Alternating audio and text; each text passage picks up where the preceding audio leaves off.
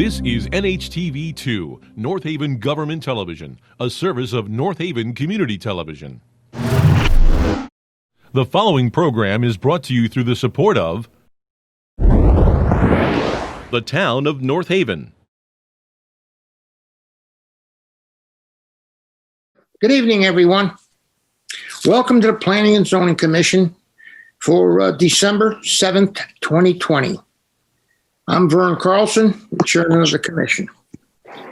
Tonight we have several public hearings and several site plans. It's all good stuff that we have here.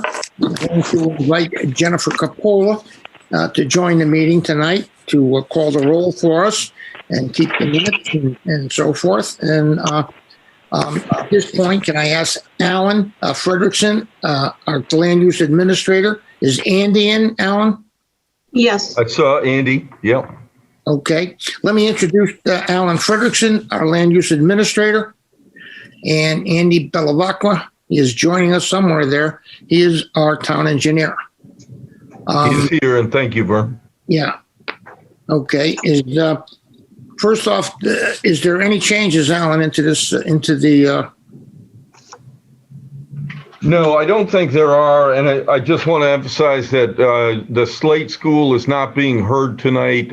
They need to successfully navigate wetlands, and the 356 Washington Avenue liquor store is not being heard.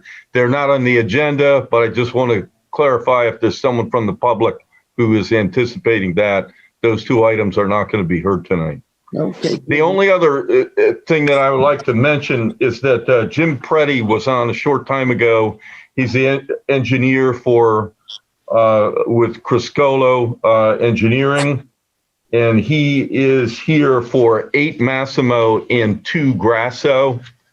And Bernie Pellegrino also is going to attend relative to item number 4, the amendment. And they both have conflicts of sorts. So if you can just proceed in the order you would proceed in, and if they're not here, they would just like to be able to speak and address their application at some point whenever they rejoin, when we can work them in. Okay, so you did, which one is Bernie? It's item number 4. The amendment relative to section 4.2.1.12. Okay, very well. Very well. Well, at this time, and we've got that part taken care of. Jennifer, I would like to join you. Take the meeting over and call the roll, please. Sure. Vern Carlson. Here. Richard Wilson. Here. Teresa Ranciato-Vili. Here. James Giletti. Here. Brian Cummings. Here. Joseph Salamini. Here. Roderick Williams. And Paul Wyman. Here. You got Rod is here. Do you? I did not. I didn't hear him, but I see him. There he is. I do see him. Okay. Rod, we can't hear you. But I can't see him either. So. we do see you waving at us and giving the thumbs up. So Pam, please do mark Rod here. Thank you. Okay. Okay. Did you get a hold of Pamela? Did Pamela know that she call the roll and get her in? Pam is here. Yes. Okay, Pam. She's been- Okay. We're going to start off with dispense with the public hearing. It's Vern, would you like me to read? yeah. I'm going to turn it right over to you, Teresa. It's the first. Okay. public hearing tonight. P20-25S, special permit application of GBRS TORZ LLC, applicant and owner, relative to 318 Kings Highway, map 98, lot 1. Plan entitled Re-Subdivision of Anderson Sunnyside Farm, land of GBRS TORZ LLC, 318 Kings Highway, Town of North Haven, Connecticut, prepared by LRC Group, dated 9/2/2020, scale 1 inch equals 60 feet, R40 zoning district. Okay, thank you, Teresa. Let the record show we're going to take the re-subdivision at the same time, number 2, which is Okay. P20-25. Would you like me to read that too, or that's okay? Yes, he would. Please. Okay, P20, it's taking in conjunction with P20-25, re-subdivision application of GBRS TORZ LLC, applicant and owner for 8 lots relative to 318 Kings Highway, map 98, lot 1, plan entitled re-subdivision of Anderson Sunnyside Farm, land of GBRS TORZ LLC, 318 Kings Highway, town of North Haven, Connecticut, prepared by LRC Group, dated 9/2/2020, 1 inch equals 60 feet, R40 zoning district. Okay, thank you, Teresa. Welcome. With that being said, is there someone here to represent this application? Yes, this is Attorney Amy Bloom speaking, the attorney on this matter. The engineers are here, and I'm not sure which ones are on the phone, but they are here to present the matter. Okay, please. Well, who are you going to have come up first? I will. I'm John Wagenblatt. I'm a principal of the LRC Group, 160 West Street, Cromwell, Connecticut. Do I need to spell my last name for you? Please, John. Wagenblatt. Thank you. Welcome. We are here this evening representing the owner of a 13.9 acre undeveloped piece of property located on the east side of Kings Highway and on the west side of the Hartford Turnpike, behind some existing residential lots that front on the Hartford Turnpike. The topography of the property generally slopes from west to east, being downwards, being Kings Highway being the high side and Hartford Turnpike the low side. We are looking to subdivide the property into 8 parcels, that being further defined as 3 frontage parcels off of Kings Highway and 3 rear parcels off of Kings Highway and 2 rear parcels off of Hartford Turnpike.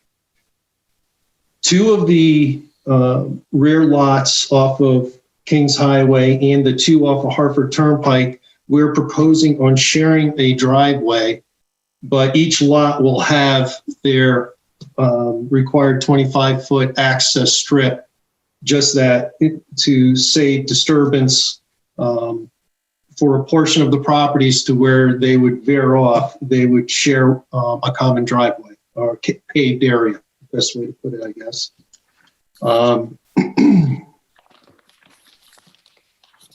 All the lots will have on-site septic with public water. There are a few proposed rain gardens on the site to treat the water coming off of the driveways, and each of the lots will have an underground storm chamber system to treat the runoff of water from the proposed dwellings. We're proposing 3 stormwater management areas on the west side of the on the east side of the property, behind the lots that front, the existing residential lots that front on Hartford Turnpike. We're proposing on them being tiered, being the most southerly one, being the high one, then dropping down to a lower one, and then going into a third one, then eventually going down in a swale down to the Hartford Turnpike and tying into the existing drainage system of Hartford Turnpike. We realize that doing this, and I'll let Rich Reynolds, who's on this call, also speak to you with a little bit more of the details of the storm drainage systems and the impacts of the area, and not only the drainage system in Hartford, but also the adjoining parcels as well.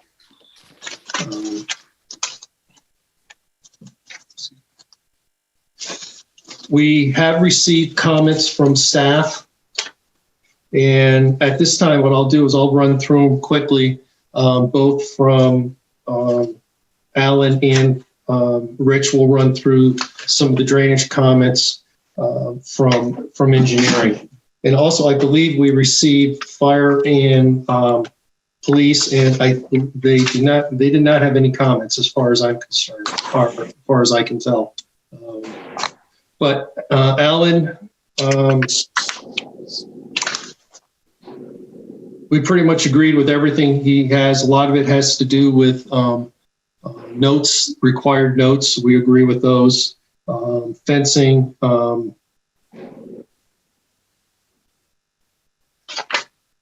Following what the zoning enforcement officer will be requiring during construction. And the one lot that does trigger the special permit is lot 7 with a proposed access strip of 519 feet. That's a lot that comes off of Kings Highway. And it shares a common driveway for about probably close to 280 feet with lot with lot 8, and then it would branch off and go down and service a rear lot on lot 7, a rear parcel, a rear structure on lot 7. Rich, if you have a minute, you can go over some of the comments, and if I can share a screen, some of the comments that did come up from engineering, we want to share with some of the proposed changes to the plan, which we believe would cover the engineering comments. Rich?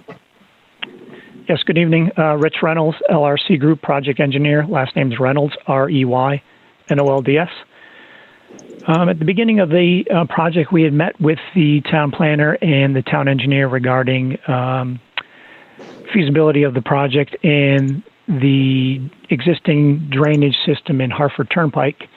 We were asked to do an analysis of the existing drainage system in Hartford Turnpike to analyze it for flow and flooding and things like that. When we analyzed it, we found that the system in Hartford Turnpike lacks capacity for increasing the amount of flow to that drainage system. Through many iterations of the project and grading, we have come to a design which shows 3 stormwater management areas, one on lot 7, one on lot 2, and one on lot 1. With the latest review comments from the town engineer, we've done some slight modification to the plan that you guys had in front of you, just to address some of the comments from the town engineer, and I'd like to go over those and just see how we address those. So comment number 1 talks about the engineer must check the 100-year design storm to ensure the stormwater management basins have sufficient capacity and sufficient freeboard to prevent overtopping. Provide a minimum of 12-inch freeboard for the 100-year storm event. So in our original design, we had designed these for the 25-year storm event.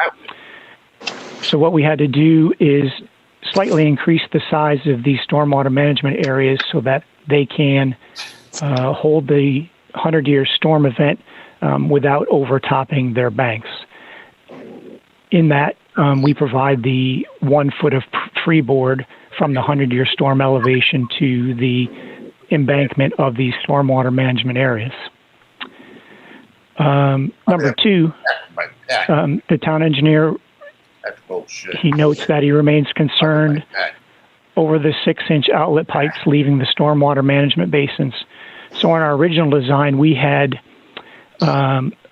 these basins interconnected with a 6-inch diameter pipe. They were open-ended pipes where the outflow from one basin would enter the next basin and so on. Mr. Reynolds, this is Yes. The Commission's counsel, Jennifer Coppola. Were you intending to share a particular drawing? Because I can see your screen, but no particular drawing. I could just see you Right. in your LRC homework folder. Okay. Because if you needed me to go into the town's website to share a particular screen, I can do that for you as well. Oh, this sorry. is John. I'm Hey, sorry, Jen. if there's whoever is. Jen, somebody's got Yes. their volume on and is very foul language going Yes. on. Who, It's overpowering, actually. Oh shit, went in India. The fucking run a builder. give me 1 second and I will get to that person, Amy. You gotta be fucking stupid. It's a male, so we're clear Yes, I see Fuck that. that shit. Don't matter to me. They do whatever the fuck they want to do. Six. Teresa, I think I found the person and they are muted. okay, good. Keep them muted. This is John from LRC. Do you see the an image now? Again, still I do not. seeing. Just, no, we don't see it. No. Can you click on that plan, Rich?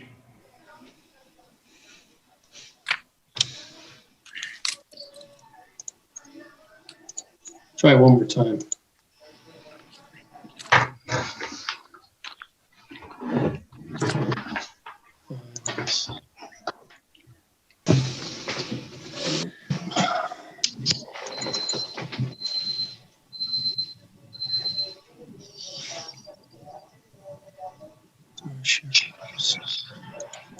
I apologize. Hey, Rich, why don't you keep going and I'll work on getting that, unless you can pop it up.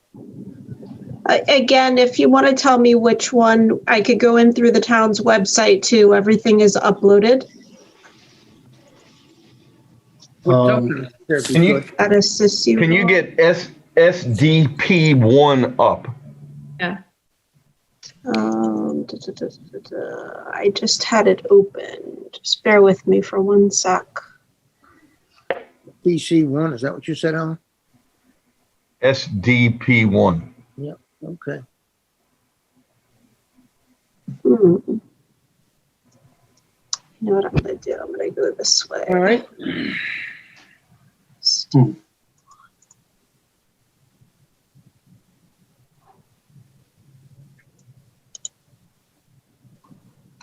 Alan, do you know which document it is? Was it 5, Alan? I don't know. He doesn't file them in any particular order. I think it's document 7. Don't we all have them? I mean, I'm looking at mine. Right, it's document 7. Yeah, it's not loading for me for some reason. Oh, Well, we do, as Teresa says, we have a hard copy in front of us. I do. Okay. it's giving me a problem. That's why it's not.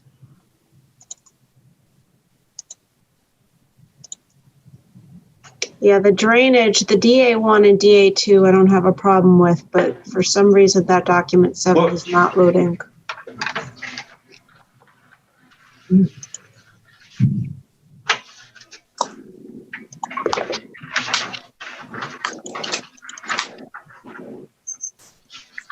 Okay, there we go. Now we can see it, John. Okay, I think that's one I just did. Okay.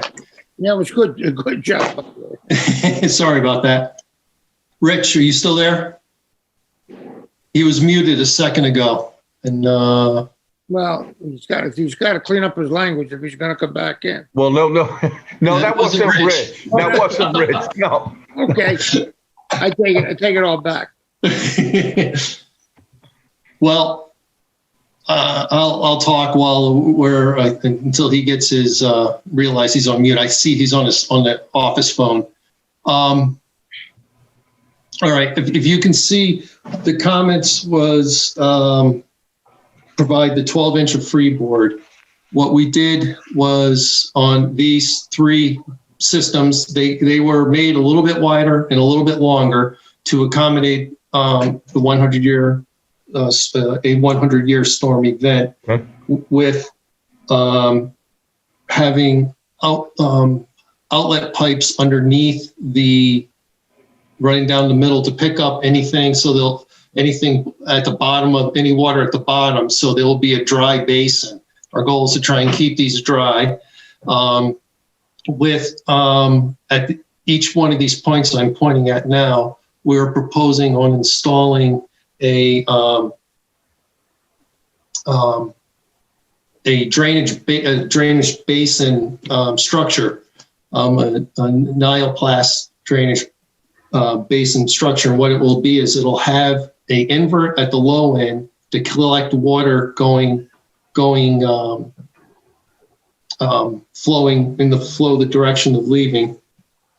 And okay, Rich, Rich is texting me. Rich, are you good? Can you hear me? Or can you talk? Anyway, can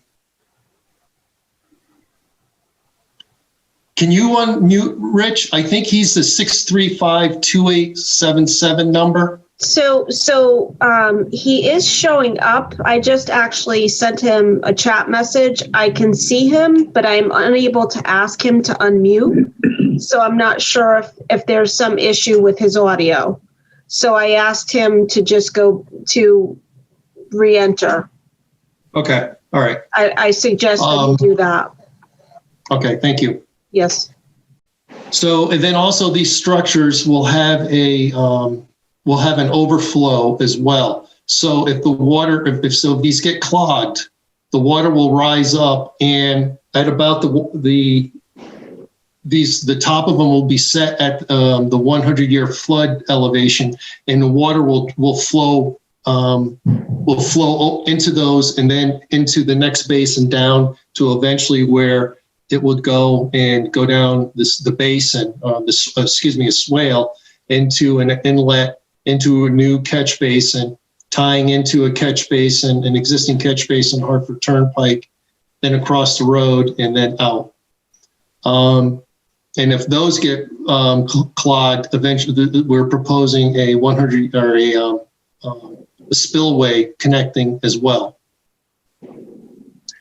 And one of the other comment, number 5, they were asking for if we can slide our grading back away from the property line. We were pretty much going within a foot or so of the property before in the plans that you have in front of you. So we moved it anywhere from 5 to 10 feet back, and this will hopefully save 2 or 3, probably the largest trees in the area. There are some willow trees right in this area where I'm pointing behind the Kraus and the Blue property.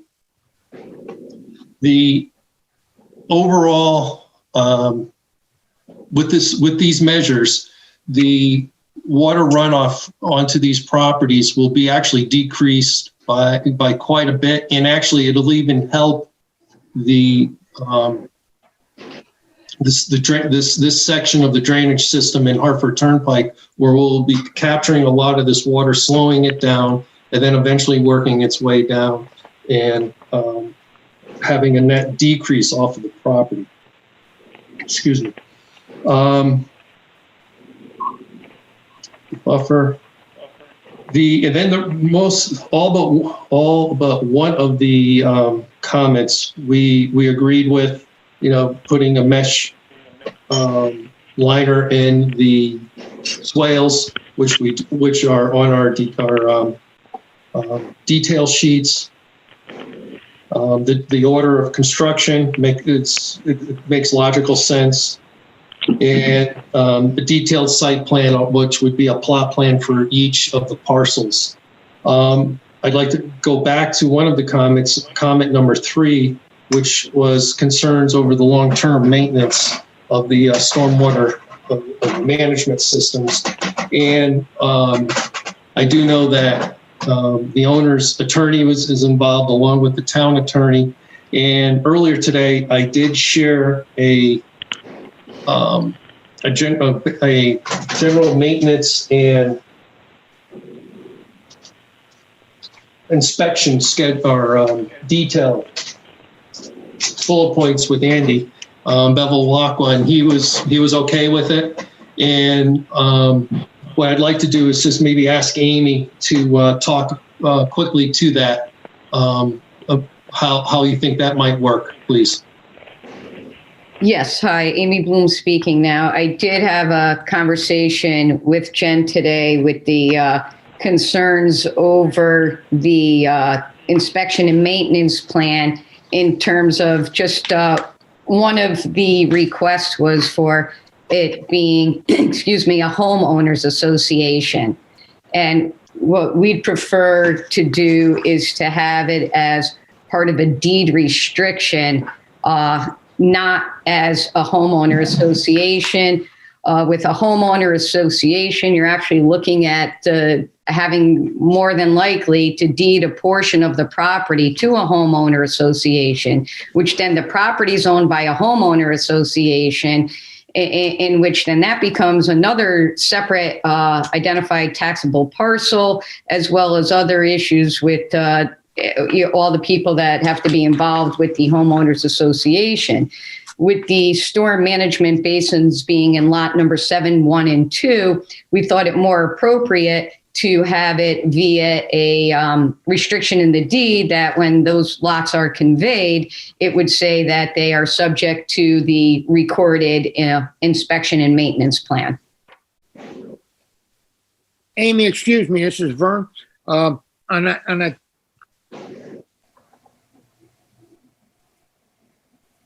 Okay, am I unmuted? Can Yep. you hear me, Amy? I could hear you, yes. Okay, I'm sorry. On the deed restriction, is that going to be just for those 3 houses in the back, or how many houses are just above it? Who's going to It would be the 3 houses that contain the storm management basins, because it will be on their property and they would be responsible for just making sure that it was cleaned out, debris wasn't dumped in it, you know, the snow isn't dumped in it. That's basically how that would work. I mean, it's their property, they'd be taking care of it. Yeah, this is Teresa Ranciato Vili. I mean, I guess we can hear all this because I have some questions about that and concerns, but I guess I'll wait until after to hear that. Yep, Teresa, 1 second. Just Amy, just let me ask you one more question. Is it the entire site will not be held for the responsible for the dollar amount spent on the upkeep of the basin? There's not a huge dollar amount to be upkept with the basin. If the person's taking care of their property and generally raking their leaves and checking and moving debris and mowing their lawn, that's part of the, taking care of that area. I believe if you look at, the document that was proposed, which gives what needs to be done for inspection and maintenance, it sets forth and it's pretty straightforward as to, it's just basically making sure that it's kept clear and that the property is mowed and maintained. And you would think a person would want to keep their entire property maintained, not just a portion of it around their house. I understand exactly what you're saying, but if the person does not do this themselves and they hire in a subcontractor to take care of that, there will be an expense incurred. That would be anybody that wants to hire a landscaper and not landscape their property themselves. All right. Well, my point is everybody's going to benefit from this. And if it's not shared equally across the 8 lots or whatever you have here, I'm not sure it's going to work, but we'll discuss that later. Okay. Well, Vern, if you're asking the question, I mean, my concern is what if they don't keep it up? Right. What's the recourse then if property owners don't keep it up? Well, that's it. If they're all involved in it, is one thing. If 3 are involved in it, that's another thing. Okay, but that's not the proposal right now. So we can ask the question now. If they do not keep it up, what happens, and especially what happens to the landowners below them? That's with anybody not doing what they're supposed to do on their property. You have a legal action against a person that's not doing what they're required to. Well, normally we don't have legal action against people who don't rake and keep the leaves out of their yards. So, I mean, I guess this is something we can talk about afterward, but I'm not sure. And I know council's on there as far as this agreement. I have a lot of questions about it, and especially enforcement.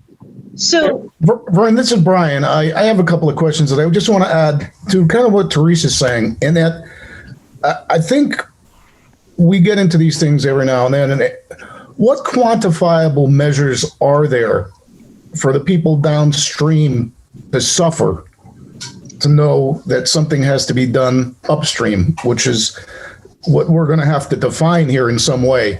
And the other one question was for John. Those pipes that are going under Hartford Turnpike, where do they end up? Probably the Quinnipiac River, of course, but are they in pipe form, or do they go to the sewer system? Where do those go? And maybe I'm getting ahead of the ball here, but if you could help me out with some answers on these things. This, That disperses in the, right in the area, in the wetlands down there, Brian. yeah, all the piping kind of comes from the south and from the north, kind of converge right here. And this basin across from the southeast corner of Kraus and the northeast corner of Ruby, it goes off and it goes into an outfall. There's a wooded. This is kind of like the edge of the lawn, and then there's some woods, and it outfalls into the woods in a wetland area. Mm-hmm.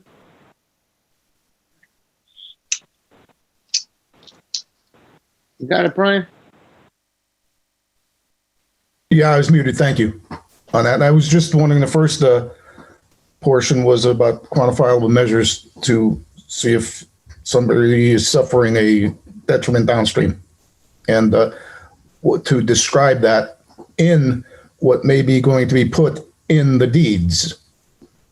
Well, I mean, right now, these people have their detriment because the water's flowing there. What this is going to do is make their lives a little bit better in terms of now somebody else is going to be capturing this water and detouring it away. So you're making better the situation that they currently have. So, Amy, this is Brian. Thank you for that. But we hear that all the time, and we want to make sure it happens. okay, but I don't understand what else. I mean, they've provided the inspection and maintenance plan, which would be a recorded document, and that had been provided to, from my understanding, it was provided to Andy this afternoon, and he thought that that was a good plan. So I don't know, what else we can give to you except for what has been discussed already and how it's going to work. So I think the only question that you're raising, not you yourself, but I believe Teresa and Vern is, well, what are you going to do if a homeowner doesn't maintain that area? Well, I guess you're going to do the same thing if a homeowners association doesn't maintain the area. But we're looking at the fact that, this is not something that needs a lot of attention to. That it's not something that's, a major cost, a major expense. It's really general maintenance and care of your own property. All right, this is Jim Giletti. Let me just indicate, first of all, if there's a maintenance plan you keep talking about, we on the board haven't seen it. So I don't know what it says. And much like what Brian said, our concern is that you're telling us this is going to be better for the neighbors. Well, I want the neighbors to feel comfortable that that's actually true. So Andy's comment number 3 said he thinks best for the homeowner association. You keep saying it's not a big deal. Let me tell you that it's a big, big deal to the people that live there. No, that's not what my intention was. Let me finish, please. Let me finish. So before I vote on this thing, would like to see the plan, whatever it is, even if it's the language that's on the deeds. I'd like to see what the language says, because what's concerning all of us is what happens, you're having, and I can't quite picture it, maybe people can help me. I'm worried that there's ponds going to be built, and I'm not sure exactly what we're talking about doing, but whatever, if we're going to agree to do this, we've got to feel very, very comfortable that the first statement that was made, that this is going to be better for the people in the area, not worse, because we've been told this a lot of times. And you're telling, well, the people will just rake their own yard. This looks like more than raking their yard. And Andy, you're going to have to help me, because they're saying that you're all good with what they're saying. Are you convinced that this, whatever is being proposed, and I would still like to see it, but whatever is being proposed is going to be better for the people out in that area? Yep, Andy Bevilacqua here. They had provided me with an inspection and maintenance plan that they said would be incorporated into, the deeds that these property owners would need to follow. The plan looks reasonable. Probably a few little tweaks I'd like to make to it before we finalize, but it looks pretty good. Certainly going in the right direction on that. I did only get it this afternoon, so I didn't have a lot of time on it. But one thing I would definitely like to say that the maintenance on these basins is really not the same as maintaining your yard. If somebody doesn't rake their yard, it doesn't get raked. It just looks ugly. If somebody doesn't maintain these basins and they fail, there's a big problem from a drainage perspective. So you really can't look at it from that same perspective. Now, can a homeowner maintain these? Absolutely they can. There's no reason at all why a homeowner couldn't maintain them. My concern is that they don't get maintained. Then what happens?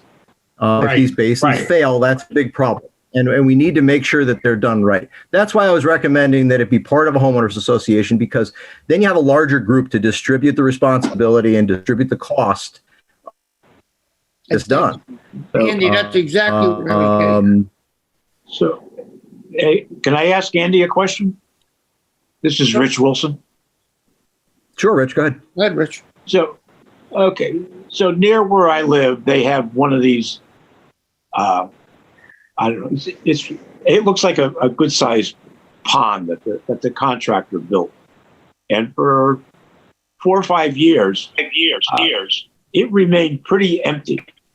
However, 10 years later, there's sumac trees growing out of it and brush growing out of it. Is that not maintaining this basin? Or, I mean, should that be somebody's obligation to pull these sumac trees out and brush out of there? Is that compromising the this water runoff? That's my question. I don't know the specifics of where you're talking about, but certainly maintenance is a big part of this stuff. And I can tell you, I mean, I've only been here for 2 years, but I can tell you that some of the things that were done in the past were not done right, and the responsibilities were not properly addressed during the approval process. And I know of a number of examples. That's one of the things I'm trying to make sure doesn't happen, Right. That's very good, Andy. Maybe we ought to just let them finish their presentation, Andy, and we can talk about this in deliberation. Well, yeah, but this is Vern, this is Teresa, and I don't understand why we weren't given this maintenance plan, because obviously I don't know how we were expected to vote on this if we don't have something to look at. Well, this is John from LRC. There is a maintenance plan on sheet DN2 that you should have. What we provided with Andy was something to help clean it up a little bit that could be in something to deal, so the attorneys can talk, Amy and the town attorney can talk. We basically took it off of. Okay, this is Teresa. This is the board decision, not the town attorney's decision. Okay, understand. And we understand that, Teresa, and I don't think he means any disrespect. What it was trying to discuss the legal difference between an association and a deed restriction, because things are routinely done either way. So, in speaking with Jen, was to find out in terms of, can you do this via a deed restriction versus a homeowners association as a legal matter, not any disrespect to the board. Thank you, Amy. Can you tell me where the maintenance plan is on DN1? I'm trying to find it, or DN2. Which one are you telling me it is? DN2. It's on the right side. Right hand corner. Yeah, but it's not much though. Is it the portion that says post-construction inspection? Yes. What it is? Yeah. We go into inspection, maintenance, mowing. It should be mowed 3 times a year. So we're back to kind of the same issues, and whether it's a homeowner or the association, how are we going to enforce it? That's the problem. And, Andy hit the kind of nail on the head. We've fallen down on these things before. How are we going to get into a position that we make sure these people do these things so they keep it clear? Jim, this is Vern. And, that's what I was getting at in the beginning. If all the houses were involved in it, it would be at least an obligation for everybody there to see that it is kept open and kept clean. If it's just on 3 houses, I'm not sure about that. But in any event, if, they're going to say it's going to work, it's going to work. But I want to talk about it a little bit more.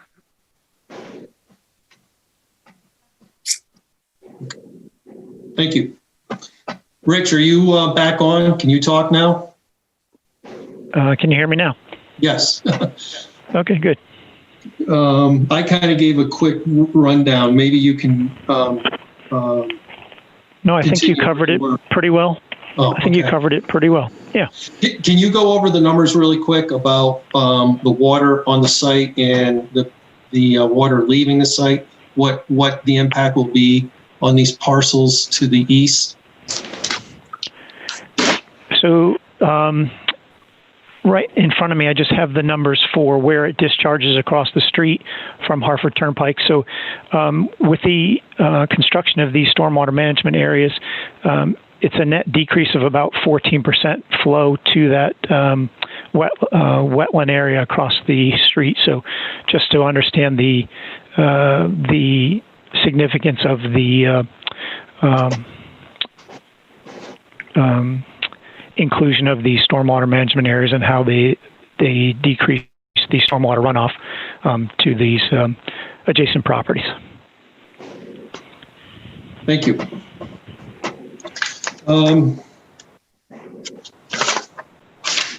As for the rest of Andy's comments, we are in agreement with them, and we're okay with them. And I guess I'm open to any other questions right now. Nothing right now is for me in any event. Just one of the lots has a 500-foot driveway. They're asking a special permit for that to be allowed. Is that right? Yes. 519, yeah. Yeah. So why should we do the 500-foot driveway other than just give you one more lot? Is there any other reason?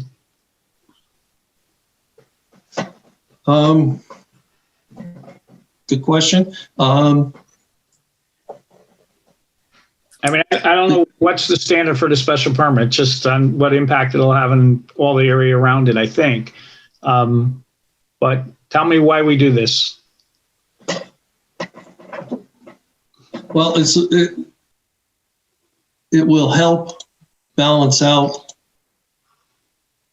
the site. You can still see that, correct? Yes. Yes. It will balance out the site. It'll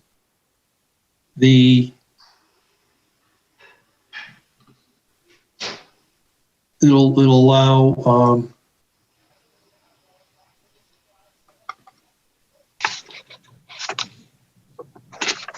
and it will allow for an additional lot on this parcel. So fair enough. Yeah, okay.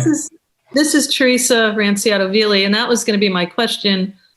If maybe we reduce that lot that has a 500 plus driveway, you'd reduce some runoff, and you have a couple lots that are just making the minimum of 40,000 square feet. So, I had that same question as to why, but all right, thank you.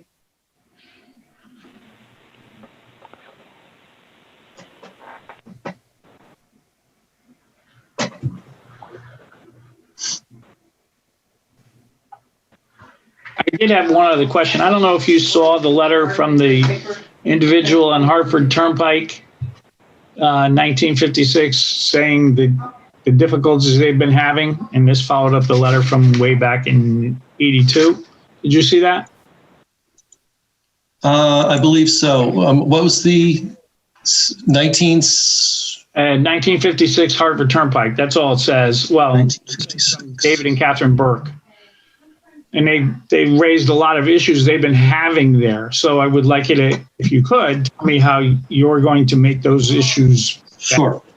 I don't have the letter in front of me, but if I'm not mistaken, it was water runoff off of their site.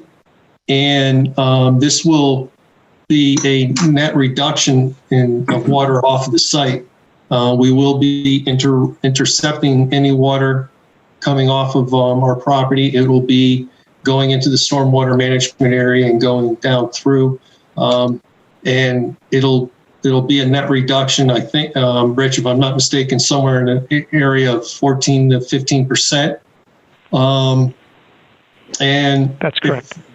Thank you. And also there's that had to do with their septic systems.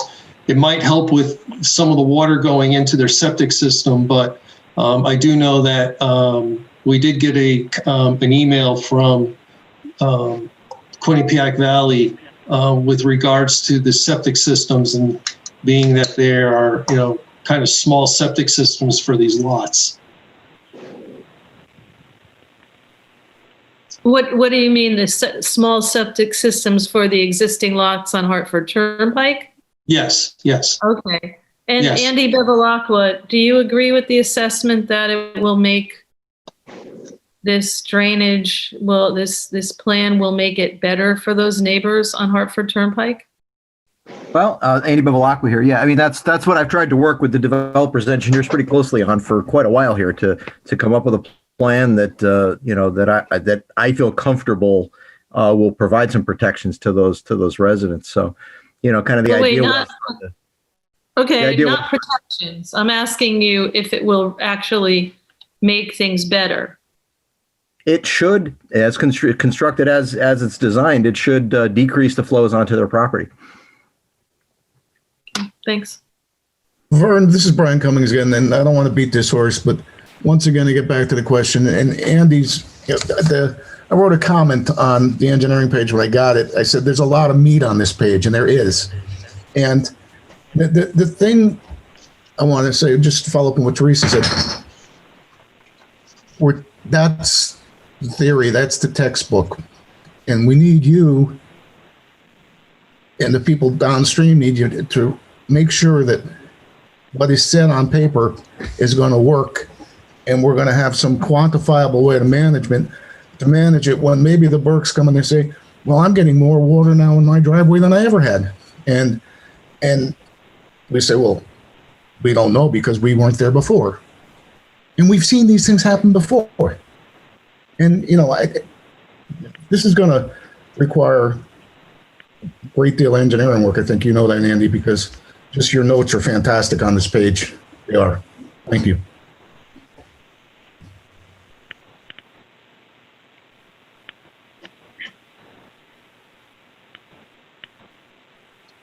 Well, this is Vern. We've certainly seen over the years some of these wetlands issues do significantly better for the neighbors, and some do worse. But I think this is going to work well myself if it's put in properly. It's just a matter to make it work. And Andy, certainly we're leaning on you to be sure that that's the way it's going to go. And one or two lots will not make any difference when it gets down to this, to the detention basin at the bottom of that slope, where the houses are going to be built, and it should handle the water, I would say. I don't know the amount of water, but if you get a 100-year storm, I don't think you can ask for anything more.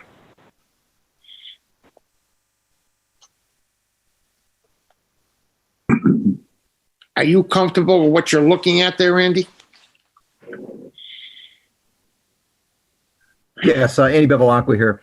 Like I said, I've worked very hard with the developer's engineers through the whole wetlands approval process, and leading up to this meeting tonight to try to get to that point. It's a difficult site. There's no question. There's groundwater breakout in the front yards of those properties today.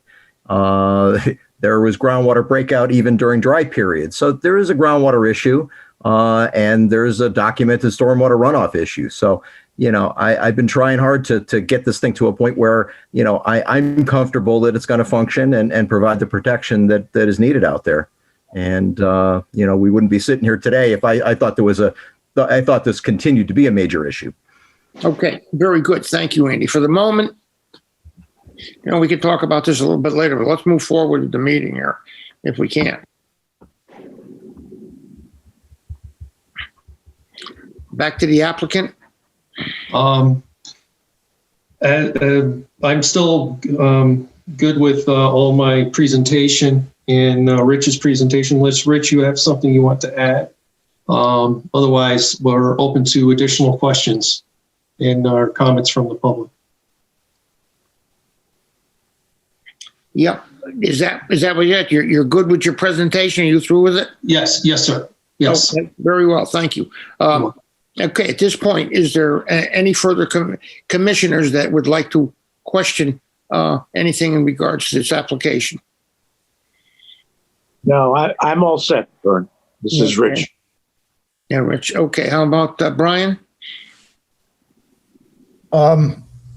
I'm all set. I just did have one question though, and maybe for Jennifer, it's under Alan's questions or comments to the litigation regarding the sidewalks that was earlier waived. Okay. Is there any way we could, or I could get a copy of that case paperwork, and what the judge said about the sidewalks and all that? Of course. Mm-hmm. Thank you. And who would I see for that, you or? I could send it to you, Brian. Yes. Thank you, Jen. I have that in my network. Can you just refresh us on what they said? I mean, unless you can't. It's going back now. Gee, I think it was around 2005. Yeah, no, I remember this. Yeah. It was quite some time ago. Maybe 2007, but nonetheless. Yeah. Let me just indicate it had to do with sidewalks, and you got to read the decision because I think you'll find it kind of surprising. Yeah. The upshot to it is, and I'd be happy to talk with anybody afterwards because I read it and I was frankly surprised at the decision that was made by the court. Be that as it may, it's essentially said that we can't make them put sidewalks, I think, on Hartford Turnpike. And I think there was a misunderstanding, but doesn't matter. The court was pretty emphatic about what they said. Mm-hmm. Good, Jim. We'll get into that. Okay, thank you have you. any further questions at this point? Stand by 1 second. Jim? Not yet. I'm going to be very honest. I'm not comfortable how, if Andy tells me it's going to work, I'm okay that it's going to work. I don't know how we're going to enforce it. And nobody's convinced me of that yet. And Andy hasn't convinced me of that yet. We're talking about, we were first told all they had to do was rake their lawn, and quite clearly they got to do more than rake their lawn. What happens when they don't do it, and how are we going to figure that out? That's my question, but I would like to see if there's anybody from the public that at least talk about this. I have no idea. Right. That's why I want to move it ahead if we can. Teresa, you okay with the moment? Teresa? At the moment, I mean, I think I brought up my questions. I can tell you that I don't know if I'm comfortable with that lot that has the 500 and something foot driveway. So We'll get an opportunity to look at that. Yeah. So my questions stand. I'm good right now. Okay, good enough. Does anybody else from the commission have anything to say?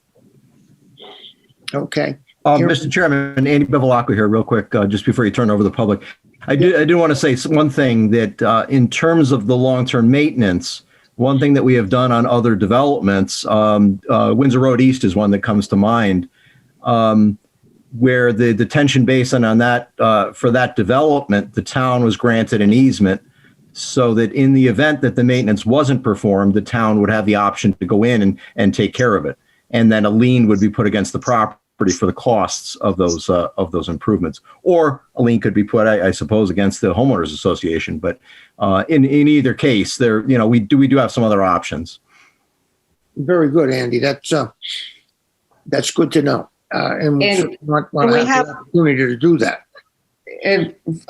Yes, Mr. Carlson, it's Amy Bloom speaking again, and that is something that I did propose, that a possible easement to the town when I was speaking earlier. So I just wanted that definitely is a viable option here. Okay, very good. Thank you, Amy. Okay, is that it for the commission and the applicant? Okay, let me go to the public and see if there's anyone from the public who would like to speak in favor of this application. In favor of the application. Anyone on that would like to speak in favor? Okay. Is there anyone that is on that would like to speak in opposition?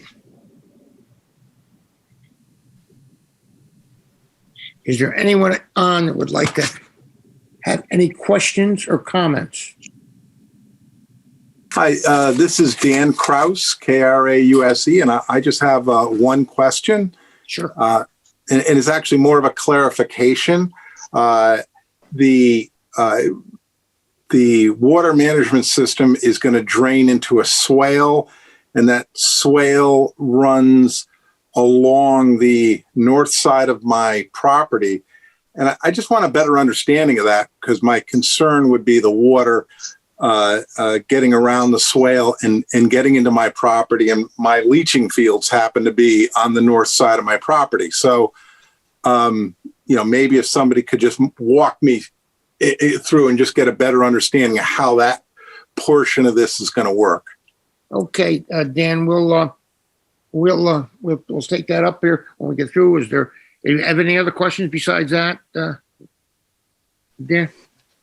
No, I will say that I liked Andy's idea about the easement. Sounded like it might be helpful in this case. Yeah, I'm good. Well, the commissioner's going to talk about that in any event. Is there anyone else that have any comments or questions in respect to this application? Okay, hearing none, we're going to go back to Dan. Andy, could you speak to that, Andy, or do you want the applicant to speak to that, how this water is going to get around? I don't know which property you are, Dan. Is it Dan? This one right here. 1966. Yeah. Yeah, you're right on the edge of it. I mean, I believe that's going to be piped down through there, but Andy, could you explain that to him? Sure. Andy Bevilacqua again for the record. Yeah, what's proposed is the outlet from the stormwater management basins would follow a swale that would run down parallel to the Krause's property on the north side into a small basin that would discharge into a new catch basin in the street. And that'll be under the driveway? I don't understand. Yeah, well, no. It would be a surface swale, so it would be a trench basically dug in the ground. I think how deep? We're just curious. Like we're talking like a couple feet deep type of a thing. Yes, the swale is 8 foot substantial. Okay. So I'm confused too. Can you, whoever is there with the pointer, show me where the swale's going to be? From there out to Hartford Turnpike, right? Yeah. And then at this point right here, it'll go into an inlet to a proposed catch basin and then in a new pipe down to this existing catch basin here. Now, is that swale designed to catch all the water from those lots below Harper Turnpike? Yeah, below there.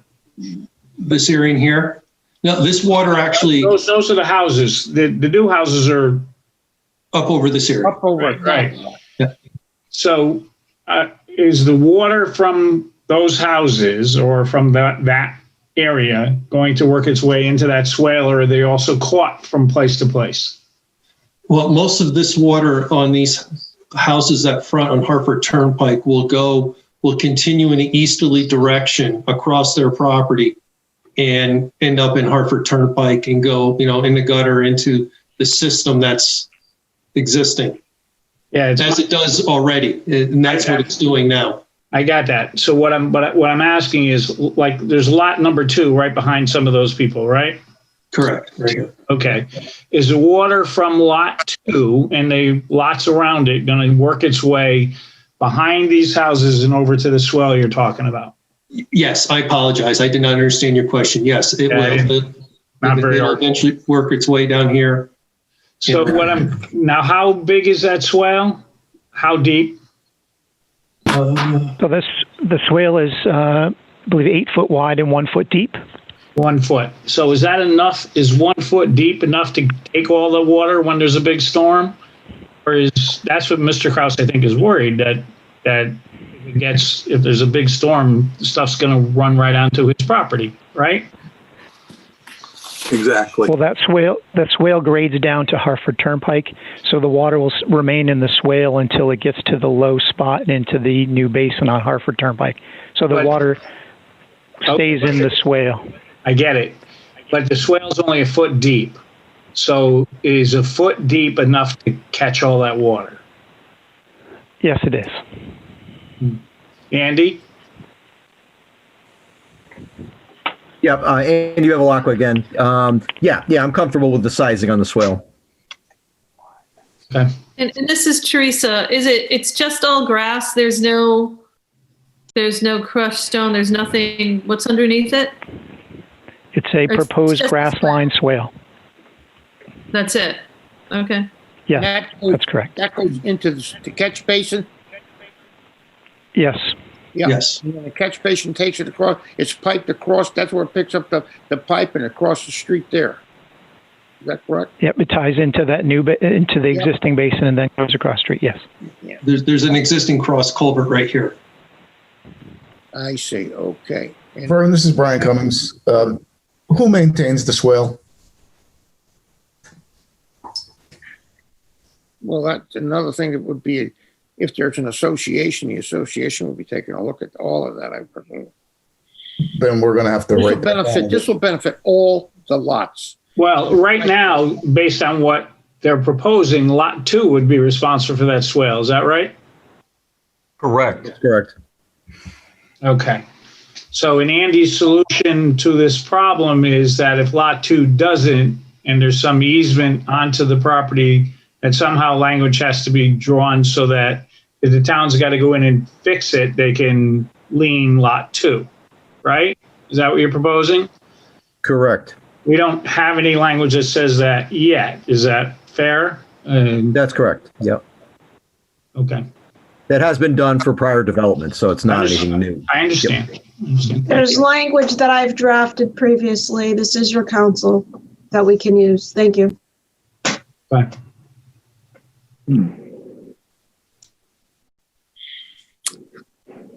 Andy, Vern, can you, how big is that pipe there? It's going to pick up this water underneath your road. Culvert under Hartford Turnpike, I think it's a 24? It's 24 here, and we're proposing a 24 here. Yeah, that's what I recall. And anyway, the last time that they were going to put this came before us, I thought it was a 24-inch pipe. So the 24-inch pipe will certainly carry that, I guess, yeah. This is not going to, it is really going to come all at once, but. Anybody have anything else? So, hey, Andy, this is Rich Wilson. So if it is an 8-foot trench that they're digging and a foot deep. A 24-inch pipe can handle that much water? So how will we know whose is whose? I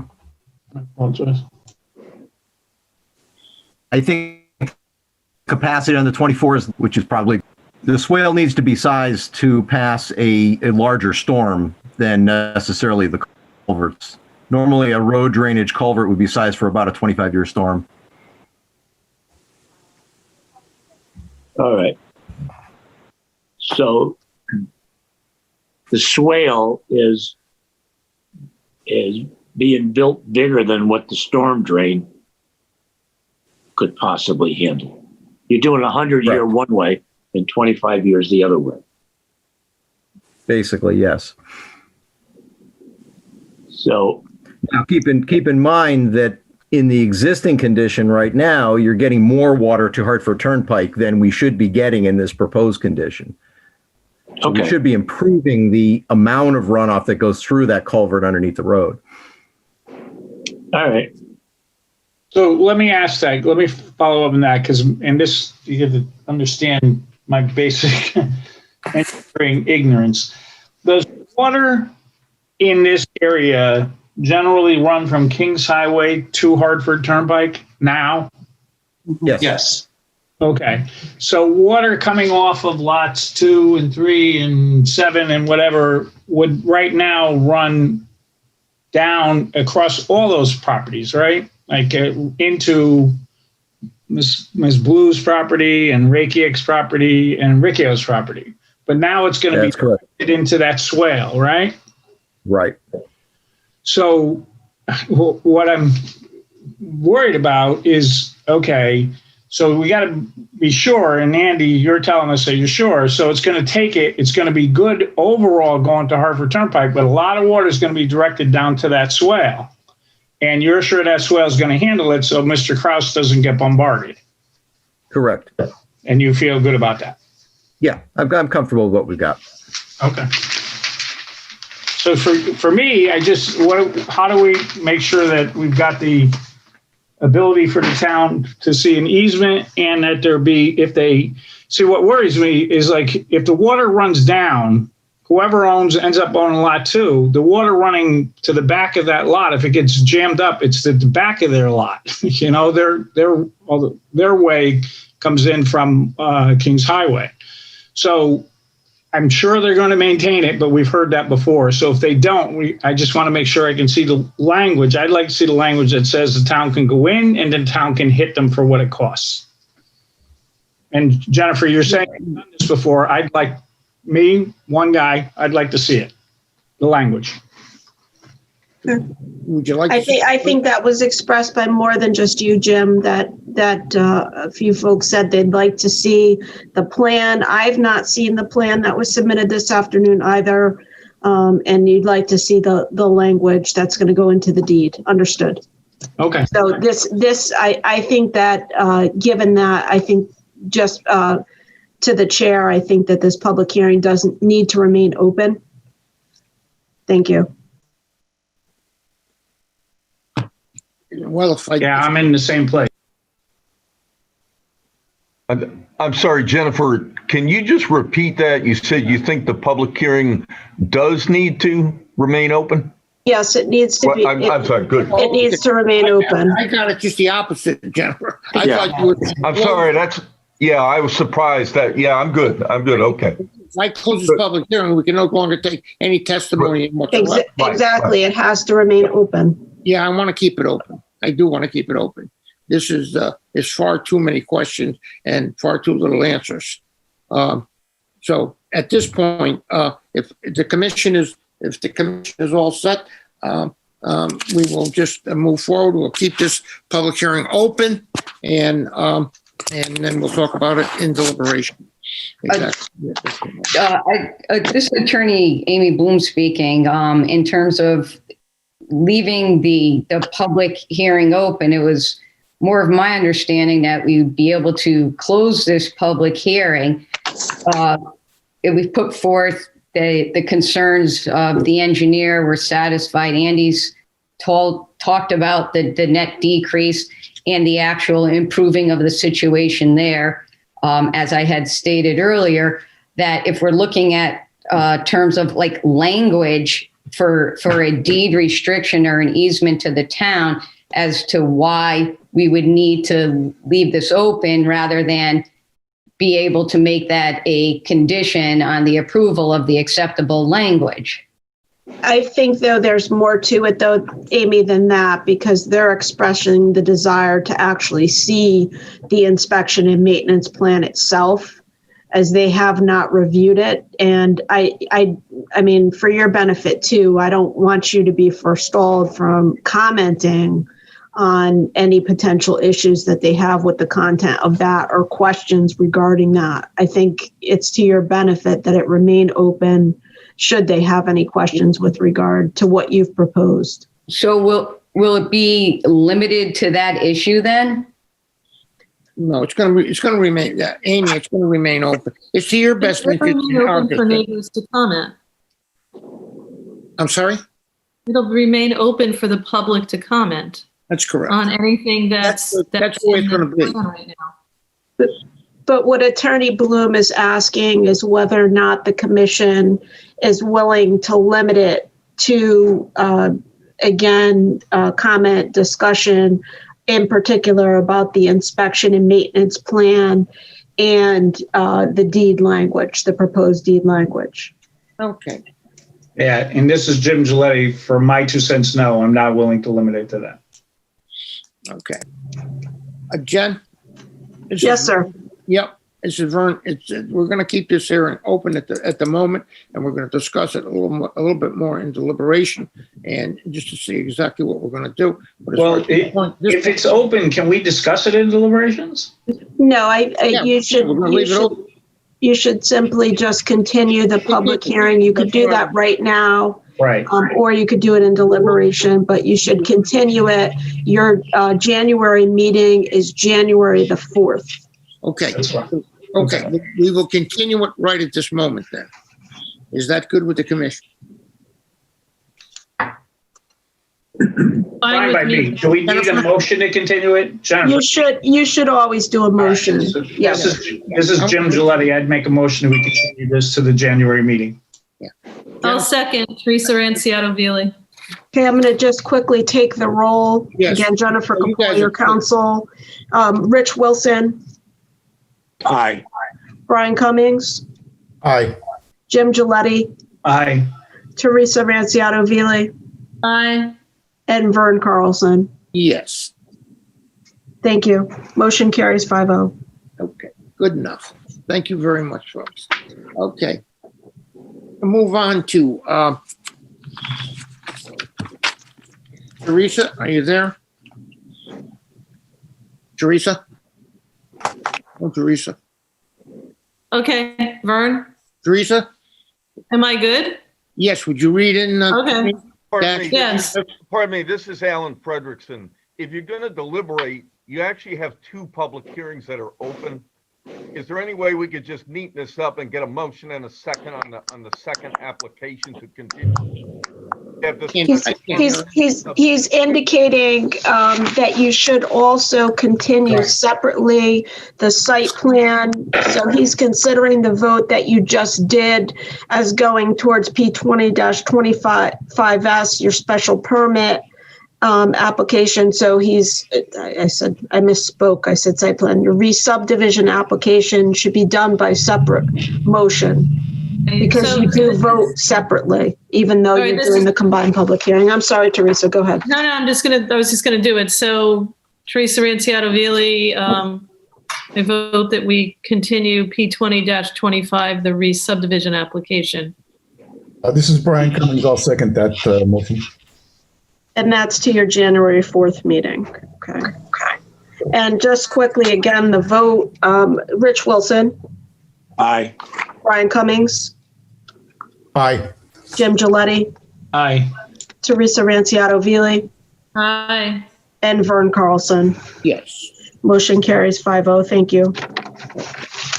We had that, but okay. Jennifer? Okay, we're going to move ahead. Teresa, Number 3, number P20-30S. Continuation of the special permit application of AFA Washington Avenue Realty LLC, applicant and owner, relative to 441, 445, and 447 Washington Avenue. Map 90, lots 4, 5, and 7. Plan entitled Proposed Multi-Use Development, 441, 445, and 447 Washington Avenue, North Haven, Connecticut. Prepared by Mylona McBroom, dated October 8, 2020, scale 1 inch equals 30 feet, IL 30 zoning district. Okay, Teresa, let the record show that we're going to take item 8, which is P20-30, the continuation of the site plan. We're going to take it at the same time. Teresa, read this in, please. Okay, P20-30. Continuation of the site plan application of AFA Washington Avenue Realty LLC, applicant and owner relative to 441, 445, and 447 Washington Avenue. Map 90, lots 4, 5, and 7. Plan entitled Proposed Multi-Use Development, 441, 445, and 447 Washington Avenue, North Haven, Connecticut. Prepared by Mylona McBroom, dated October 8, 2020. Scale 1 inch equals 30 feet, IL 30 zoning district. Okay, is there someone to represent the applicant? Good evening, Mr. Chairman, Attorney Nicholas Mangione, commission members, staff. I'm from the law firm of Fasano, Ippolito, Lee and Florentine, 388 Orange Street, New Haven, Connecticut. Spelling of my last name is Mingione. I'm pinch hitting for Attorney Tim Lee. At our previous public hearing, Attorney Lee, along with the project professionals from Mylona McBroom and the architects, were able to present the application in its majority. There were, I believe, 5 or 6 remaining issues that comment were still being sought at the time. In doing so, there was discussions with the fire marshal. There was discussion with town staff. We received comments from Mr. Fredrickson. We've also received comments from the chief of police. The areas that look to be filled in were with regards to fire hydrant locations, the dealing with trash on the property. There was a couple of layout additions. There was a question with regards to traffic and the relation to the Amazon piece. There was a question with regards to a bus stop in the area and also snow removal. We believe that we've addressed all 6 of these issues. On the call as well is, I believe, Chris Hulk from Mylona McBroom, who will be able to go through the changes that we've made to the plans and also the discussions that we've had to address these issues. Thanks, Nick. Yes, this is Chris Hulk from Mylona McBroom. I'm a licensed professional engineer here in the state of Connecticut, here to speak on behalf of the applicant. I'm going to go ahead and share my screen just so that we can get the PowerPoint up. So this is just a slight iteration from the PowerPoint that we had shown previously. As Nick had mentioned, we did meet with the fire chief and reviewed the need for 2 hydrants on the site. While the plans are still in process of developing them to a more construction type level, as we're going to continue to work with that department to make sure that we meet all of their needs in terms of fire department connections on the building, having bollards in front of gas meters, things of that sort. So as the plans progress, we will continue to work with them. But we do currently have 2 hydrants shown on the plan. Each of the buildings now have a trash room with a compactor. This will allow for regularly scheduled pickups of the residential refuse. The dumpsters that are shown in the dumpster area on the far western side of the plan are mostly going to be used for commercial use. There was a little bit of question about what those were sized for. So they're sized for each building to have 2 8-yard dumpsters, and also to have 2 rolling bins for, recycling materials like that can be stored in that area. That's kind of what it was sized for.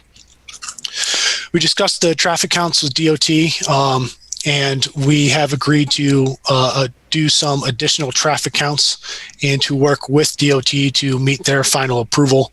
So we'll be able to update our traffic letter, our traffic analysis after those are completed. But again, we will work with DOT to gain their approval.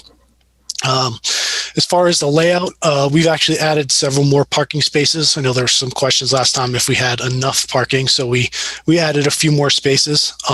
There was also a question as if we could add fencing along the backside of the property along the railroad, which we have done.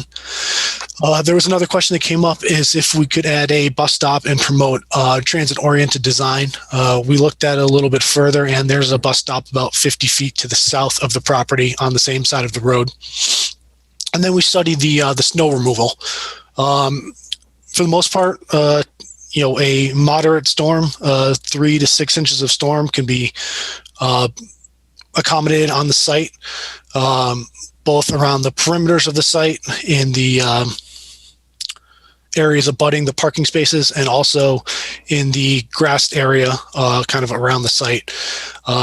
As we have more snow that gets built up, the applicant is aware that they will have to remove snow if it does get to a point that's unmanageable on the site. But we think that 3 to 6 inches in a storm is going to be very manageable for them on the site. This is an updated rendering of the site. A couple things that I wanted to note on here is that we added a sidewalk in the grassed area to help to delineate kind of 2 separate areas, I guess you would say. So this will help in the future development of the site for areas that might be for child play or recreation versus areas that might be used for snow storage, to help to clarify those 2 different areas. We did also add a couple of parking spaces. One was kind of between the buildings here. There was one out in the additional parking areas here. And then we added one just to the north side of northwestern corner of this building here. But in general, the site is, mainly stayed the same as far as layout, but added those couple of things, both to get a little bit more parking and also to help to define that area a little bit better. As far as the trash rooms are located on the northern building is here, kind of where the maintenance equipment is sort of located. And then also on the southerly building is located here where my cursor is on the kind of western side. Those areas will be readily accessible to bring the dumpsters out to have them removed in a regularly scheduled type of event. Ray, are you on the call, Ray? Yes, I am, Chris. So if you want to take over from here on the architecture. Sure. This is Ray Sullivan of the Sullivan Architectural Group. The left-hand side of the sheet is the southerly building, or 441. So we have a U-shaped building up on the residential floor plan in the corner of the corridor. We have a trash room. So in the trash room, we have 2 chutes which go down to the lower level trash area. And we also have a series of bins. Chris, if you could point to the floor plan up above that. Yeah, right there. So we have 2 trash chutes and we have a series of bins. So, we're undecided on the recyclable. The trash will definitely go down through a chute. It goes down, falls into a compactor. It gets compacted and wrapped into smaller packages, gets stored in smaller bins, and on a regular schedule basis, probably twice a week, gets rolled out for pickup. There is discussion of whether or not we want to put the recyclable down a chute. It tends to be a little noisier. So we're providing enough room to be able to put bins on that floor. So recyclables could be put in plastic bins, and taken out by staff as well, down to that same trash area. And as Chris pointed out, we've got an area that's approximately 16 by 20 down in that lower area. We're showing the trash compactor, to scale, with the chute shown above, and some of these mobile trash containers, that will stay in the room, store it, in between periods of pickup, and then be brought out for pickup. To the right side, we have the northerly building, 447. We've got a slightly smaller room behind the stairwell. Again, we have that on every floor, but we have both chutes and the excess bins. And then down, in the lower level, we have, the two compactors. If we decide to use them both, we've got storage areas for the containers to store the wrapped refuse, and bring it out on a regular basis. This particular building has a little bit more area, if we need to expand that trash area for whatever reason. But I think we have more than adequate space on both buildings to, collect and absorb and hold all the trash. We have them on outside walls so that the areas will be well vented. And all the trash from the residential portion of the project will remain, out of sight. Thanks, Ray. Okay. This is Chris Hulk again from Mylone McBrome. On the next slide here, I just wanted to make a point of clarification that on the last rendering that we had shown kind of an outdoor seating area. Just wanted to make sure everyone was aware that the front portion of the building will be a retail space. At this time, we're not looking to do a restaurant there. There's a little bit of confusion on that part last time, but looking at the parking on the site, we would have to revise the parking to accommodate a restaurant, and that's not currently the intention of the application. Just to have a retail space there is what we're looking to do. The next slide here is the site utilities. I just wanted to show the locations of the hydrant. One will be in front of the northern building here. This will be surrounded by a landscape island, so it'll be protected on each side from curbing. And then the other one on the southerly building is located again in an island, centrally located to the building. The fire department did not have any concerns with these particular areas, but again, we will continue to work with them as the plans progress. But I didn't see any comments that they had any issues with these two particular areas. And then here we have just the updated layout plan. Again, we added a couple of parking spaces, one in the middle of the two buildings, one in the northwestern corner, one over on the side of the parking area here. One other thing that you'll see is just we reworked the parking in the front of the building on number 447 to get an accessible space to be a little bit closer to the retail area. But we are now showing an excess of, I think, 9% in parking spaces, and we feel that that's adequate for this site. So with those updates, I don't think that we take any exception to the conditions of approval that were received, the recommended conditions of approval. One item to note, a separate lighting plan.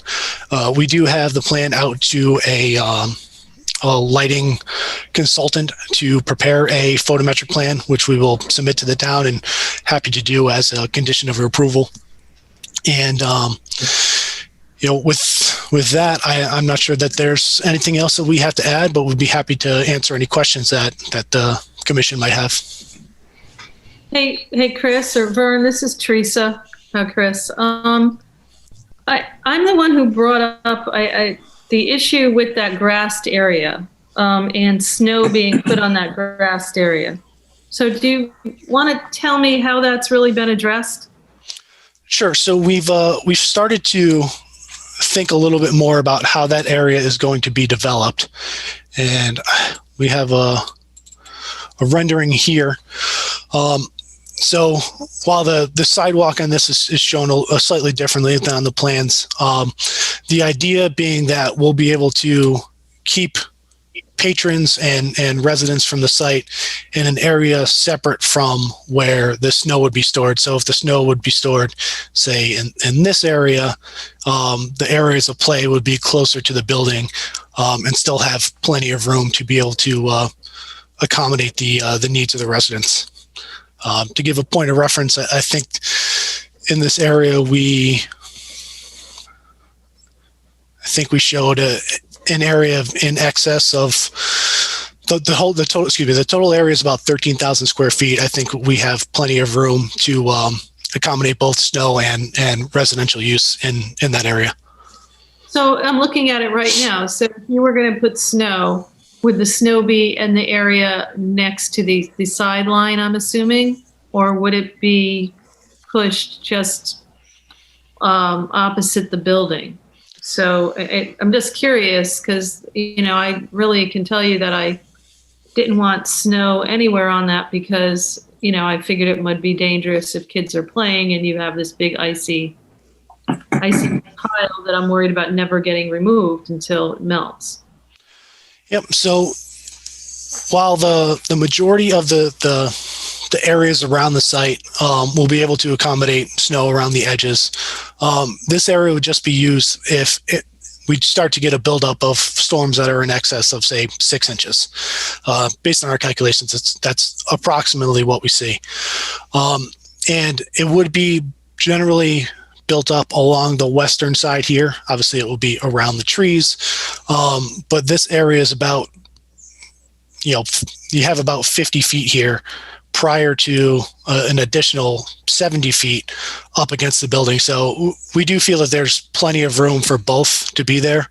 And the applicant is aware and, understands that there's going to be some spring cleanup that has to be done. If the pile does start to get to a point where they, feel that it's a nuisance or a safety hazard, they're obviously going to do their best to get rid of it. And, they do have facilities like this, both throughout the town and surrounding towns. So they're familiar with how to, manage the snow on their sites. And, one of the other things that we feel about this area and this particular development is that we probably have more room for snow here than most other developments have. And we do, feel that we have enough room for both snow and play in this area. Okay, thank you. No problem.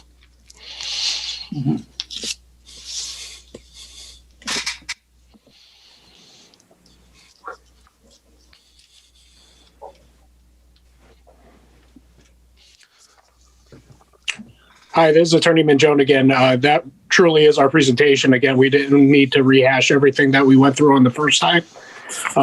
So again, we'd be more than happy to answer any questions from commission members. We're also obviously willing to have it turned over to the public now to address any concerns if there are any. If not, again, the applicant has had the opportunity to review the proposed conditions of approval. More than happy to accept all of those. Also, at the same time, while we do have the continued working with the fire marshal with regards to fire safety, and also we are going to be continuing with the DOT, we don't feel that either one of those put us in a position where we can't move forward with a decision tonight and make those as necessary conditions.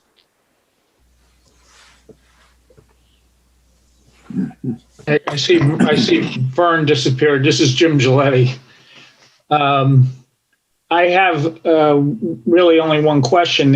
At the last meeting, I brought up the affordability plan and the fact that there's no reporting requirement in the affordability plan back to Planning and Zoning Commission.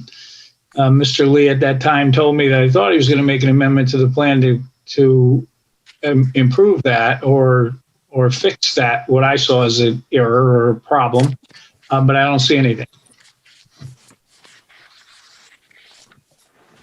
Again, Attorney Nick Mangione speaking. I don't know if Tim had the ability or the time to make that alteration. We obviously have no problem with any condition put on to make that change as necessary, submit that for administration approval. More than happy to add in that condition. Well, I really didn't want it as a condition. I wanted to see it in language in the plan. That's kind of what we were talking about, because I'm not sure exactly how to make it a condition. We've had some problems with people reporting back to us on these affordable plans. So I wanted to have some teeth in it so that it could actually happen. I don't see it as a reason to hold up the plan, but I do want to see that language, and I'm disappointed it's not here and it was ignored. Again, I can't speak to it, Attorney Mangione. I can't speak to it. I certainly don't think that it was ignored. It was probably just a slip up. But again, if the commission is willing to take it to the next step, as Mr. Gilletti said, and not hold up the plan, we will certainly get that language out to everybody. Yeah. This is Vern. Can you hear me now, folks? You're back, sir. Yeah. Yeah. Okay. I'm back in operation here. I was locked out there for a little bit. And where are we now, Jim? You're talking about the affordability plan? Yeah, last time I brought up the affordability plan, which looks fine to me, but it doesn't have anything about them reporting back to us on a yearly basis as to compliance with the affordability plan. And we've run into a problem with that before. So we were supposed to see some language addressing that, and it's just not. Well, I think I certainly think that to us. I think there's a lot of it that buildings, but they've been pretty good on that stuff. I think. I don't know what that means. What do you mean they're pretty good on that stuff? Well, I think he's been building well, and I think he's been taking care of his obligations. I talked to his son, and he told me, not that I've seen anything, but he told me he was keeping to the letter of the law with the affordability. I have no idea what any of that means. All right. Yeah. Okay. Does anyone else have any questions in respect to this from the commission? Vern, this is Alan Frederickson. Relative to the lighting plan. I can't hear you, Alan. Can't hear you, Alan. He's saying relative to the lighting plan. Go ahead, Alan. Relative to the lighting plan, they should add, they could add a condition of approval to provide the plan, but to ensure that there would not be more than 1 foot candle of light trespass. So if they could just add that phrase, that's what we're basically looking for with the plan. That would make me feel more comfortable. And Alan, I believe you said that there should be no more than 1 foot candle. Foot candle. Trespass. You heard him, Nick. Over the property line. You could hear him? Yeah, this is Chris Hulk. I can hear him. He said that we'll add a portion to that condition of approval that there shall be no greater than 1 foot candle of light trespass beyond the property line. And we take no exception to that as an addition to the conditions of approval. Okay. Okay, but can everyone hear me now? So does anybody have anything else to say from the commission? Okay, apparently not. So we can open this up to the public. Is there anyone on that would like to speak in favor of this application? Anyone in favor of the application? Anyone in opposition to this application? Is there anyone that has any comments? Well, hearing none. Alan, are you back in so we can hear you? Jennifer? Jen, can you hear me? Alan, we cannot hear you for some reason. I'm seeing your lips moving, but we had this issue last time, Alan. Maybe you need to call in. You need to do something here, so. and not use your audio. Okay, well here, now I've got, at least I got my screen back. I don't know what happened there, but. This is Chris Hulk. I just stopped sharing my screen. Thank you, Chris. Is Alan back so we can hear him or not? I believe Alan is calling in so that his audio will work. I think that's what he might be doing right now. All right. Well, let's see.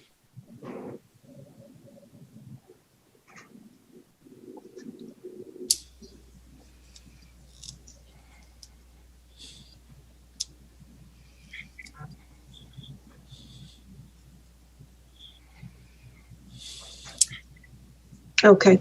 He just texted me. He said that it's fine to move ahead while he figures out what's going on. So you can close the public hearing. He is all set. He doesn't have any further comments. Perhaps you'd like to just check with Andy, make sure that Andy does not have any further comments. Okay, that's exactly what I'm going to do. Andy, do you have any further comments, Andy, in respect to this application? Andy Bevilacqua, no, I mean, the traffic study's still a little bit up in the air. And I mean, I feel a little bit bad about that. It really isn't their fault necessarily because they based their study on the Amazon study. And we found that there's some issues with the Amazon study that I've asked them to look into a little bit deeper. I don't really expect that anything is going to come out of that that's going to change anything on their plans. And they ultimately need to obtain DOT approval for their curb cut anyway. So they'll be going through the full DOT process. So, I mean, I'm comfortable with moving forward with it. I don't expect that anything that comes out of their final revised study is going to make any difference at all in terms of the access and traffic conditions there. Okay, and as long as you're comfortable with it, we will close the public hearing and go into it. Rich, you okay? Yes, I am. Okay. Jim and Teresa, you're both okay? I am. Well, I'm ready to vote. Want to take a vote now? Sure. I'd like to have a motion to approve the application with ensuring that. Mr. Chair, you are not in your deliberation. No, I know that, but I thought you wanted to take that. Why don't we just do it in deliberation? I think you need to do it in deliberation. All right. Let's not, because then what happens is we get confused as to where we're at. Again, if you're going to close the public hearing, you can close the public hearing without a vote, and you can move on to the next application. So I suggest that you do that if you're ready to close the public hearing, Mr. Chair. Thank you. Bert, just so you understand me, what I was saying, you asked if I was okay. Am I okay? No, I'm still not happy about not getting that, but I'm okay with going into, you can close the public hearing and we can deal with the operations. Well, that's exactly what I was looking for. Okay, hearing no more from the public and the commission, I'm going to close this public hearing. It is officially closed. Okay, Teresa? Okay. Yes, Vern. All right. Would you move on to number 4, P28-34? P20-34, application of Aja Bogan Dennison, applicant. Proposed amendment to the North Haven zoning regulations to add section 4.2.1.12 to permit studios for dance, musical, and theatrical instruction, gymnasiums, and physical culture establishments in CN zoning districts. The proposed amendment is on file in the Land Use Office and in the office of the town clerk. Okay, thank you, Teresa. Let the record show that we're going to take. What do you want to take? Yeah, I want to, no, not on this one, Teresa. Is there anyone here to speak for this application? So this was the application that was Bernie Pellegrino's, right? Is anybody else? It is. Can you hear me, Vern? Yes, we can. Now I can hear you, yes. Okay, I made a little correction, sorry. Yeah, Aja is here, but I think her preference would be to wait for Bernie to join. Yep, but have you heard from Bernie at all? Bernie is not on, Vern. I do not Okay. see Bernie, Is it but I okay? see Ms. Bogan. Commissioners, are we okay with moving ahead to the next application until Bernie shows up? Teresa, Jim? I am. Yes, Vern. Okay, good enough. Let's move on, Teresa, to Okay. the next one, which is 5. Sure, P20-37S, special permit application of 37 Nettleton Avenue LLC, applicant and owner, relative to 37 Nettleton Avenue, map 11, lot 56, plan entitled Proposed Change of Use, 37 Nettleton Avenue, North Haven, Connecticut, prepared by Godfrey Hoffman Hodge LLC, dated 11/6/2020, scale 1 inch equals 40 feet, IL 30 zoning district. Thank you, Teresa. Let the record show that we're going to take 12 P20-37, the site plan for the same application. Is there someone here for this application? Yes, Mr. Chairman. Good evening. This is Jim Rotundo. I'm a licensed professional engineer with Godfrey Hoffman Hodge, with offices located at 26 Broadway in North Haven. If you give me a second here, I'd like to share my screen and put up the site plan. Mm-hmm.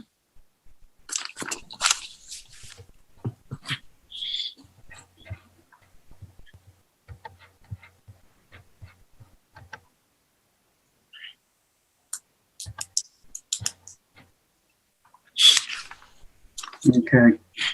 Did everybody see that? Yes, Jim. Okay.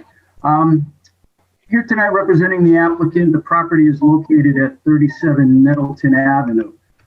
If you recall, this property was before you back in September, I believe, for reapproval of a site plan application. The applicant is now seeking an additional use in the building, consisting of the making of wine along with with an on-site tasting room and on-site sales and mail order sales. The use will convert approximately 1,700 square feet of existing storage area within the existing building. This will consist of an approximately 1,360 square foot room, which will contain their tanks and their barrels from the making of the wine, and also a separate area of approximately 315 square feet as a tasting room. These will be located along the easterly side of the building. Access into this area will be provided through the existing driveway from Nettleton Avenue, and parking spaces adjacent to the building in this area will be available for the use. The improvements you see on here were part of the previous application. Those are in process of being made now, but at this time have not yet been completed.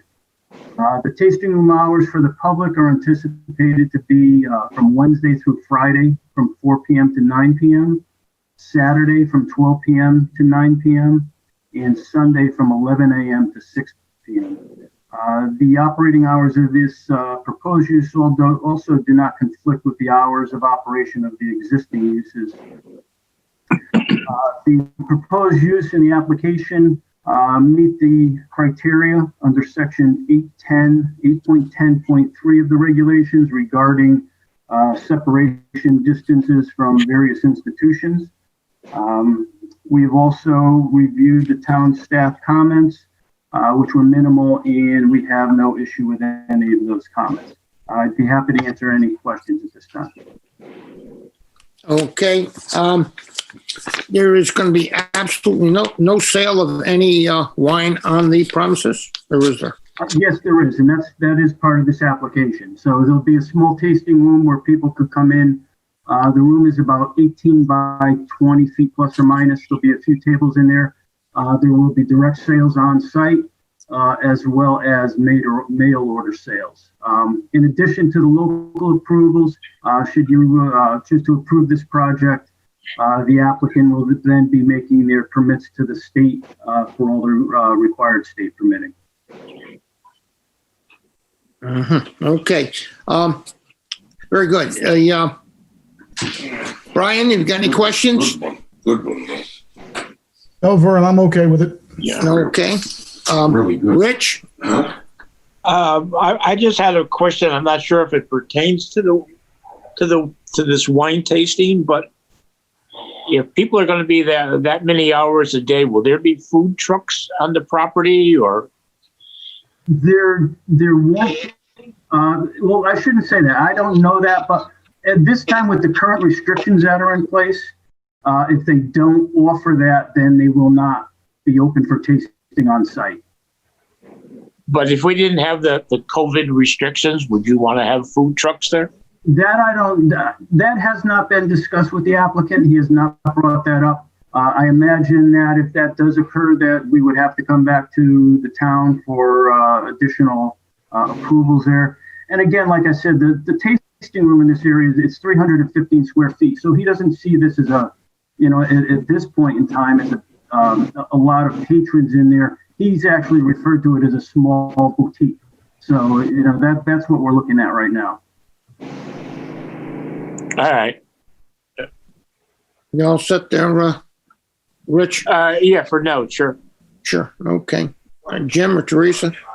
Yeah, I've got no problem with this, but I just have a question about how the operation runs. Is this going to be like the wine press where people go and use your site to make their own wine, or is this going to use the site to develop his own wine and sell it? It's totally different from that other concept. He develops his own wine, makes his own wine here. It's not going to be for people to come in and make their own wine as the other operation does. Okay, thank you. I have no questions. This is Teresa. I have no questions.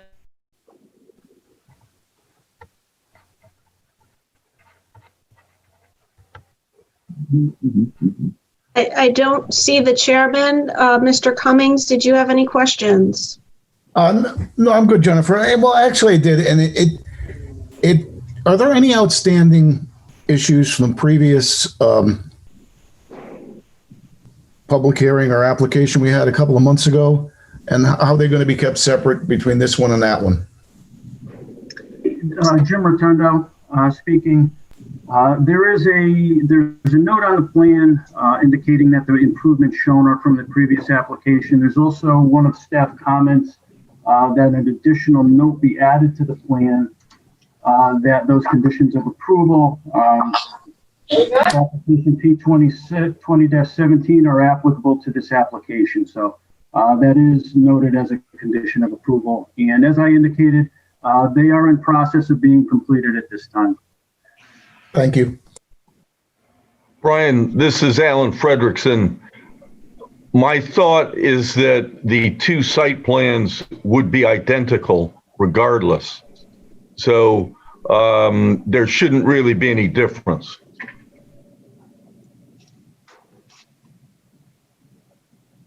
Brian? Thanks, Alan. Appreciate it. Okay. Does anybody else have any questions from the commission? Okay, hearing none, we go to... Hey, Vern? Yes. Michael has a question. Yeah, somebody else has a question. Okay. Yeah. What do you call it? He's already talking about the times, like, for example, on Saturday, he's saying like 12 to 9. So he's almost going to be like a liquor store, right? I mean, he says he's going to sell the wine on the property. Excuse me, who's speaking? Wait a minute. Yeah, well, I didn't get to the public yet. Is this the public talking? Yeah. The public, yeah. Oh, Yeah. well, let me get there. Okay. Yeah. Are you in favor of this, sir? No, I'm not. Okay. No. Okay. Just I'm Michael. one second. Just let me get. Is there anyone like to speak in favor of this? Anyone in favor? Is there anyone in opposition? Yes, I am. Okay, sir.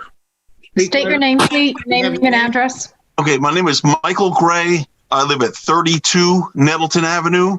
I'm basically right across the street from where this is going to be.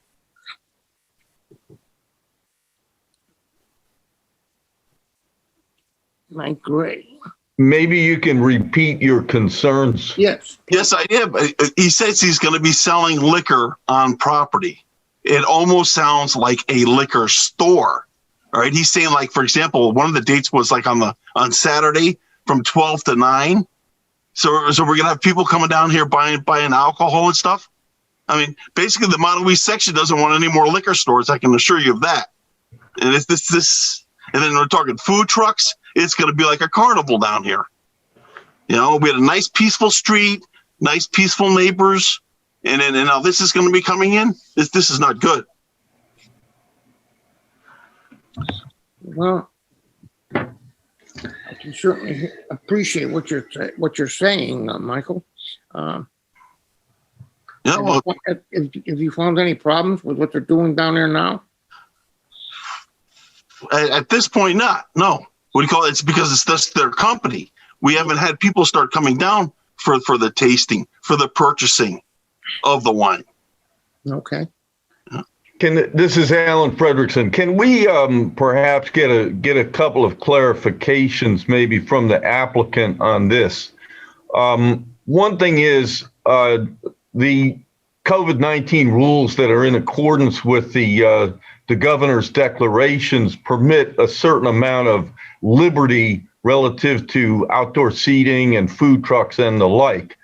I think, and that's an approval that you obtain separately administratively from staff, but that is not included in this particular site plan approval.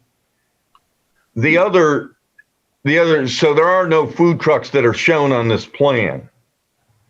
Okay. And there wouldn't be any food truck that would be approved as a part of this plan.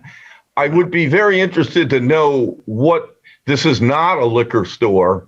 In no way is it a liquor store. If there's a permit to, that's issued, a certificate of location, a special permit, it would be to sell the product that was generated on the property and only that particular product, not any other product. So I think we would need some clarification on that. We can't have wine brought in from wherever, manufactured wherever, as a part of this application. Yeah, thank you, Alan. This is Teresa. So I was going to ask for clarification on wine sales. And getting away from COVID rules, I have frequented some of these, at least breweries, where they do have food trucks that have nothing to do with COVID. So is that something that they come back and ask for separately? So yeah, I need clarification on the sales. And third, for outdoor seating, and I know there's a big parking lot. There's also places I can recall up on 22 where they have music. So is this something that can turn into that, or will it be allowed? Alan Fredrickson, I think that under COVID-19 rules, there is an extremely liberal view of outdoor seating for restaurants, and the alcohol use, any alcohol use has to also feature a food offering. So I think that's a unique situation that I'm fairly confident will end at some point in 2021. To reiterate, there are no food trucks shown on this plan, and this would not be something that would be post governor's declaration. There would be no food truck permitted on this site. Okay, I guess I want to hear from the applicant. And right now you're telling me that even if this was approved, a food truck would not be allowed to visit the site. How would we regulate that? What would we do? And I also want an answer about music and the amount of outdoor seating, not during COVID, from the applicant, I guess. Teresa, and if we can clarify. For sure, you're right there, Teresa. Mr. Chairman, may I? This is Jim Rotundo speaking. Yes, okay. Yes, the application at this time will be strictly sales of wine that is made on premises. There will be no bringing in wine from a distributor for sales. It'll be strictly of wine on sales on site. He's looking at this as a small batch type of winemaking operation. There is no discussion, and it's not included in this application, of having food trucks on site, music, or outdoor seating as part of this application. As he moves forward, I'm not sure what his intentions are, but at that time, I'm sure we would have to come back to the Planning and Zoning Commission for approval on those. But at this time, he's just getting started. He's looking at a small batch type of operation here. I'm sure he wants to be a good neighbor. I think those were the points that were discussed. So, and no other liquor, strictly on-site winemaking. Paul Wyman, I have a question. Just want some clarification about what tasting means. Does that mean you get poured a glass of wine and you drink that and you decide whether you're going to buy a bottle of wine, or is it going to be people sitting down tasting all different types of, purchasing? First of all, yeah, that's my other question. Are they going to be purchasing a glass of wine in order to taste it?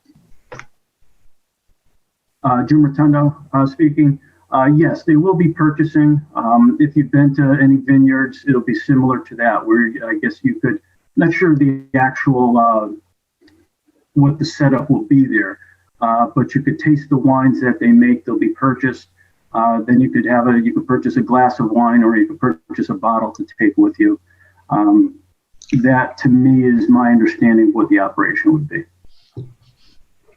Alan Frederickson, I've got some issues with this. This is a little bit of a moving target at this point. Jim, I don't know if it's possible for the applicant to, the owner, to come back with the actual license number that he's seeking, so we could kind of see what the limitations of that license would be. There must be 300 different types of liquor licenses permittable by state statute. I don't know if there's a particular form and a particular license that the commission could look at to really see and limit it to that particular license. As Mr. Gilletti said, it's not necessarily a negative use, but we've got concerns in the area. Mr. Gray is here.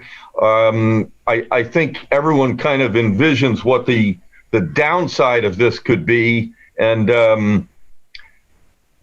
the outdoor seating, the food trucks, various forms of entertainment are definitely something that the commission would be interested in.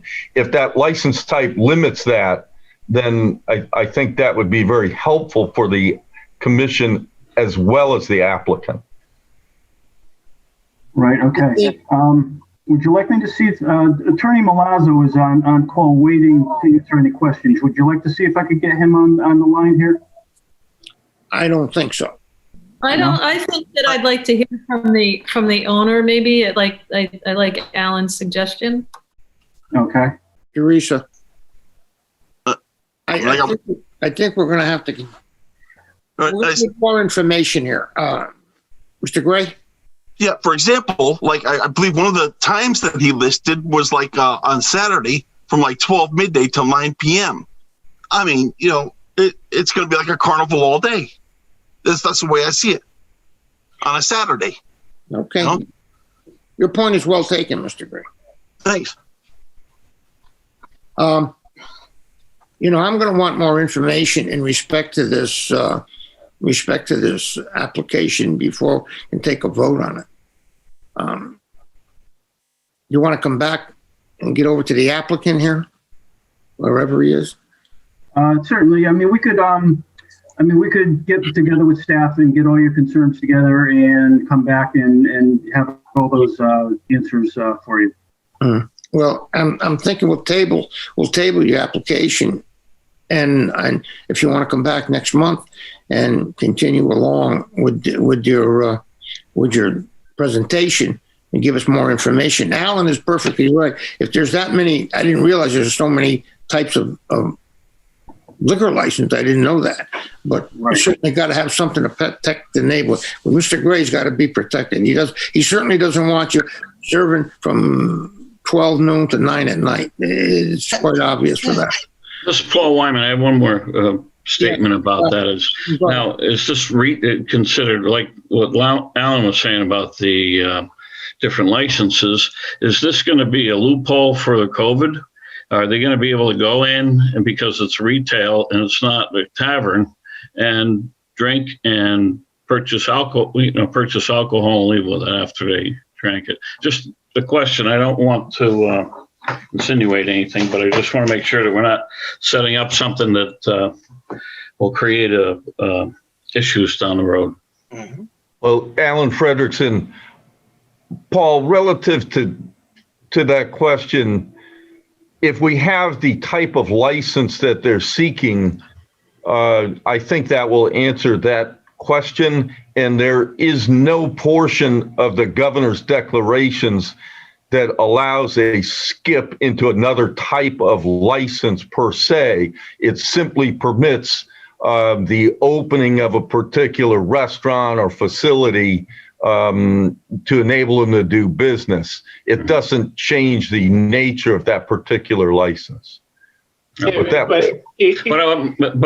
sorry, Paul Wyman again, but my point was, if it's retail liquor sales, liquor license, you can't go into a liquor store and start drinking. Let me taste that, or let me, at least I don't say that. But. Yes, it's a different type of license. Correct. Yeah. Okay. All right.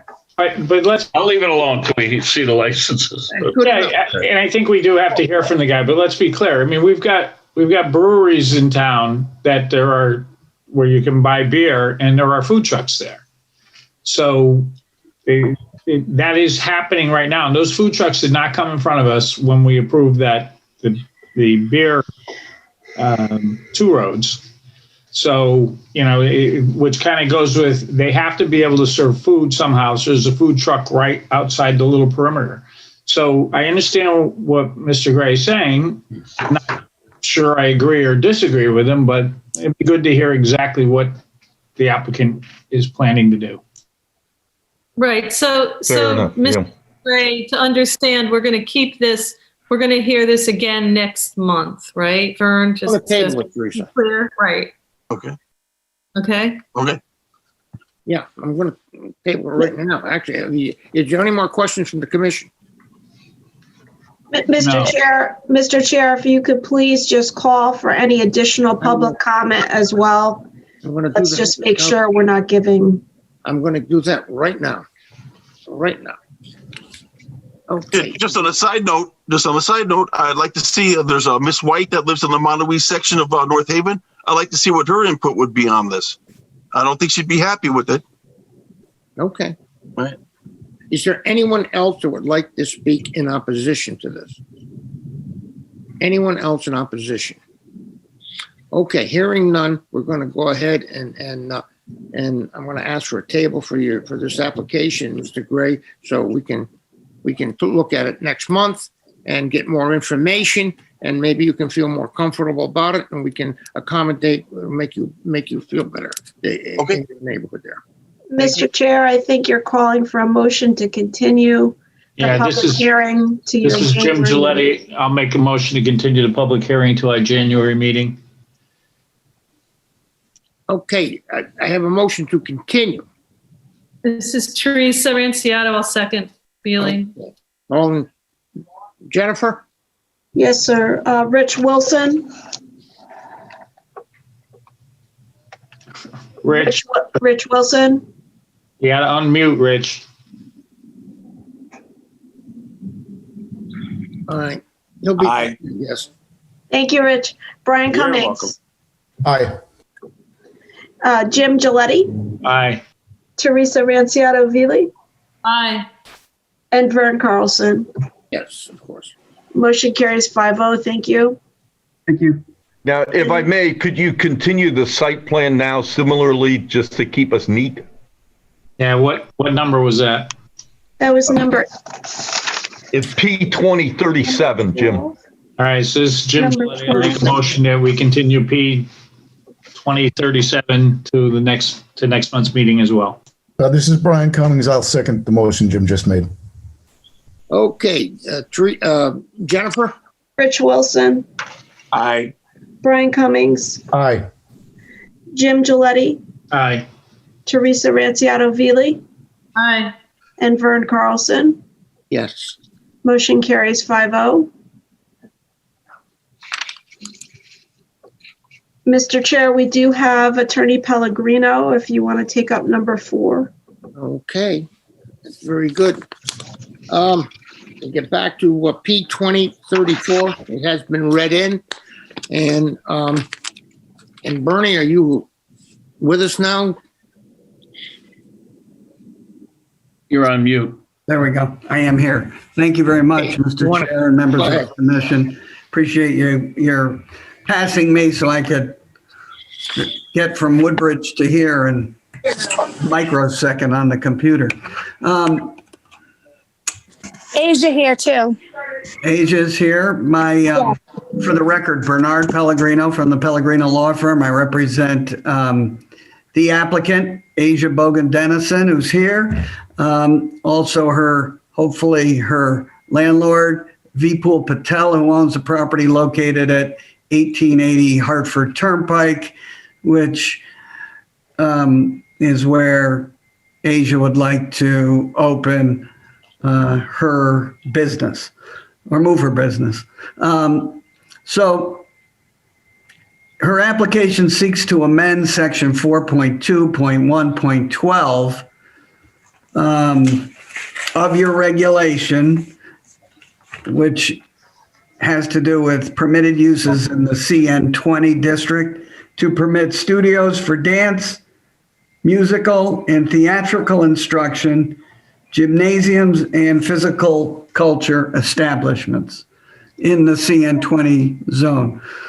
The CN20 zone is, I think we've discussed probably over the last year, really is kind of two relatively small zoning districts in town.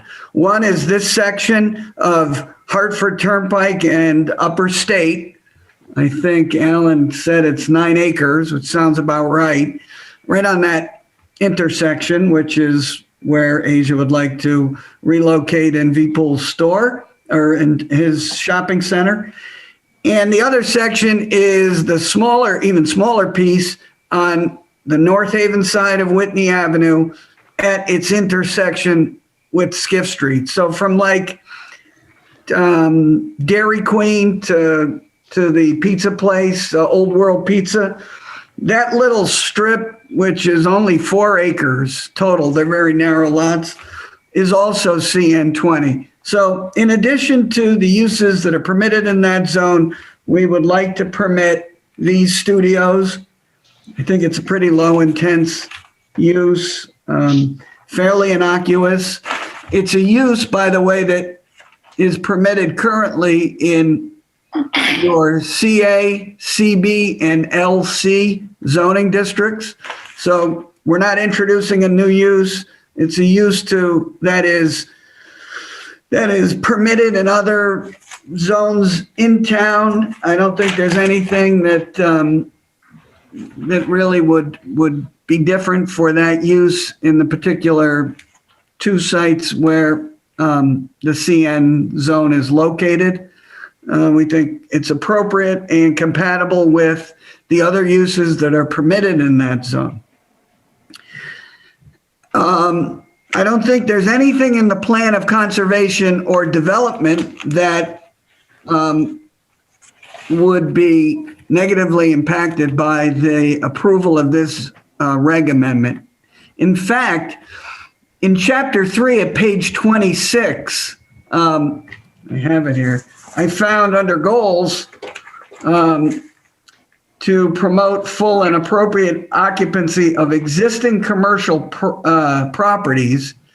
And under the strategy section, it says permit full occupancy and or beneficial reuse of underused strip malls and retail plazas, including attracting non-retail commercial tenants.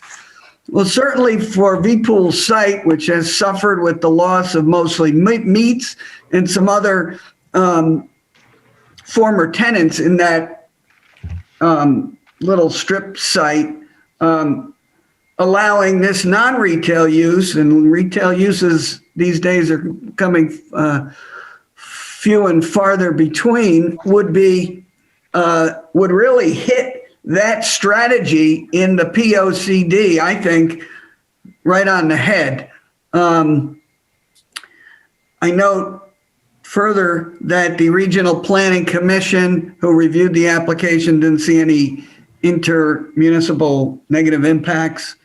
So why are we here? We want to, I think, make a modest amendment to your CN use regulation so that Asia could bring her business to town. She's a resident of the town.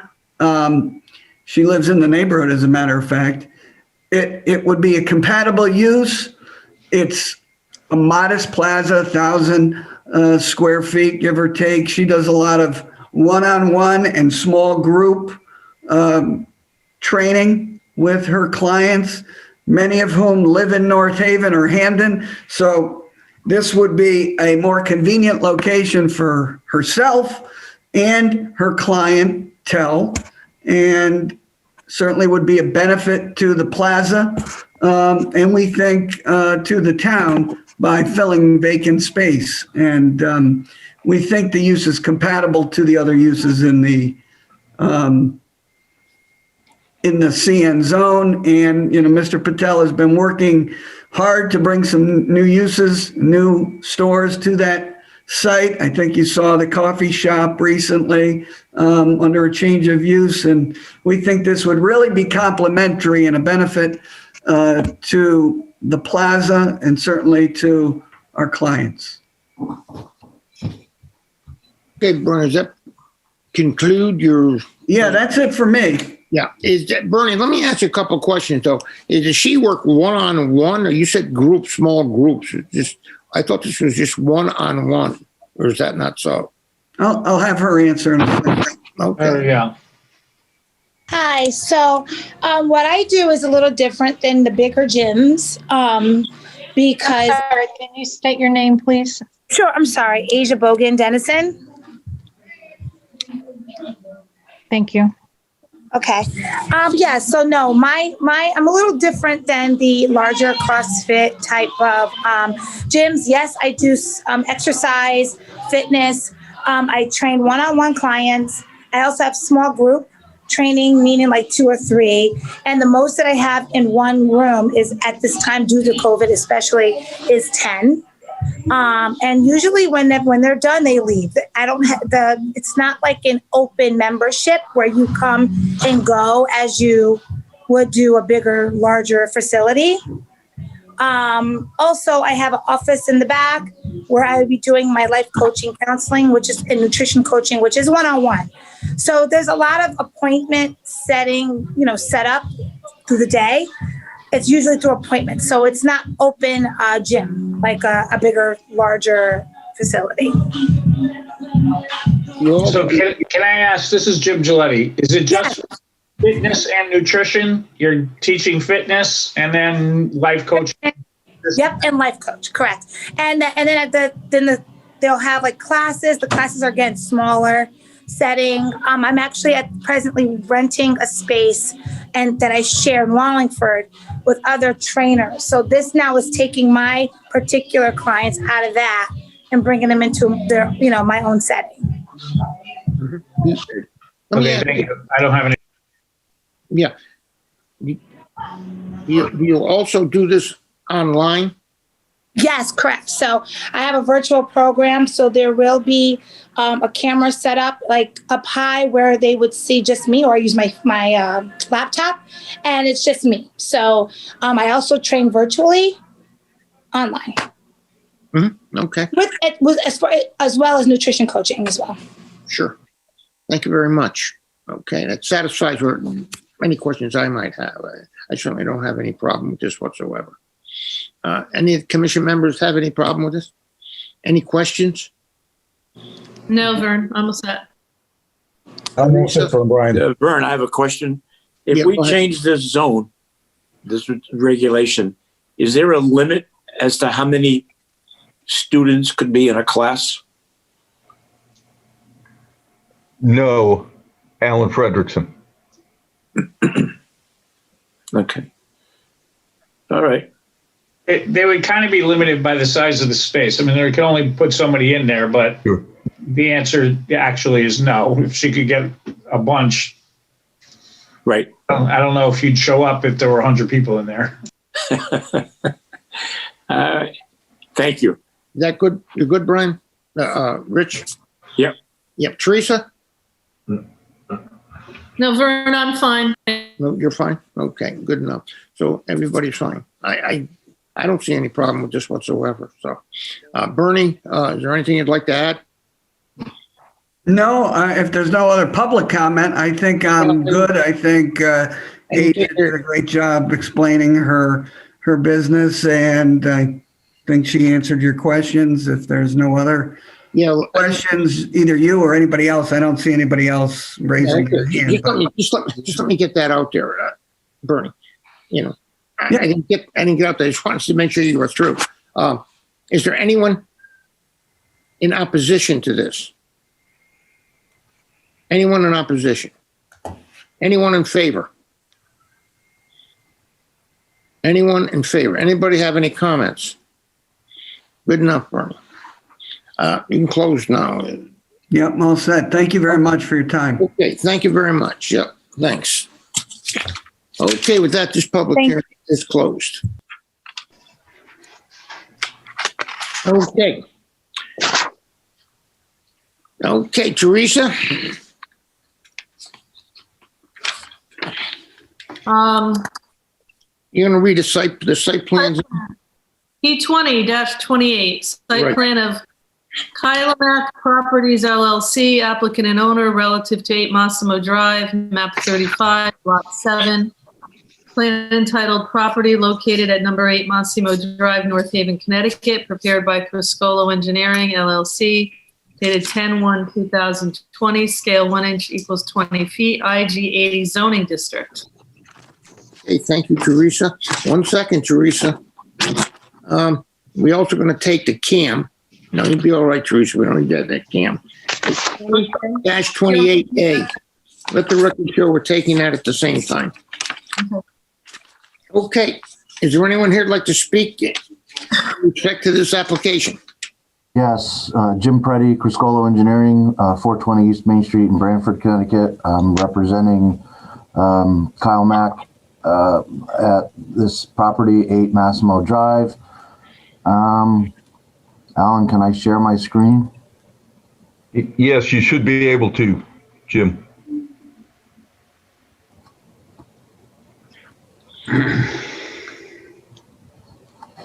It's up. Can you see that? Yes. Okay, I can't see it for some reason, but in any event, this is at 8 Massimo Drive. There's existing property on the south side of Massimo Drive. I was in here with this commission not that long ago for the property across the street, 15. We did addition for a warehouse. This property was most recently construction materials for a number of years. The building on the left was construction materials. The new owner is has a business called Custom Aquatics. They do commercial pools. They're using the building for warehousing and some storage of materials in the back. This property had originally had one building, and the second building on the left was built, I think in 2003, with the site plan approval from this board. What we are proposing is, if you could see that there's an addition on the rear of the building. The addition was sized to fit within the building setbacks. We're trading pavement for roof area, so we're not increasing the impervious surface within this section at all. There was a number of deficiencies from the previous tenant or owner here, I guess, from what had been approved on the site plan, and After discussions with Alan Frederickson, we were trying to alleviate that. Most noticeably, there was a fenced-in area in the front of the property that was used for storage of materials, and that will be removed. The fencing will be taken down and relocated to the building here and the building here in between. And so the storage in the front area will be removed. The parking area that was part of the original approval was never completely paved. That will get remedied.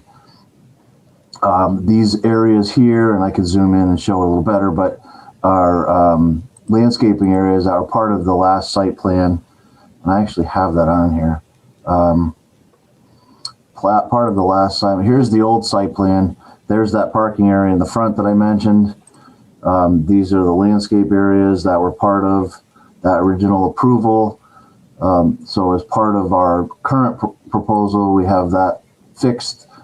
The additional pavement here will make these spaces conform. There's an island that was missing here that we're going to put back, and the landscaping at the entrances we're going to put back. And again, there would be no storage allowed in the front yard. The rear yard would be fenced in. There's a dumpster pad within the fenced enclosure of the rear yard. That's, I believe, up against the building now. It would be relocated to the back. And that's pretty much the crux of what's going on here. These are metal, pre-engineered steel buildings. The addition will be the same type of building. And again, it's just for storage of storage materials for Custom Aquatics.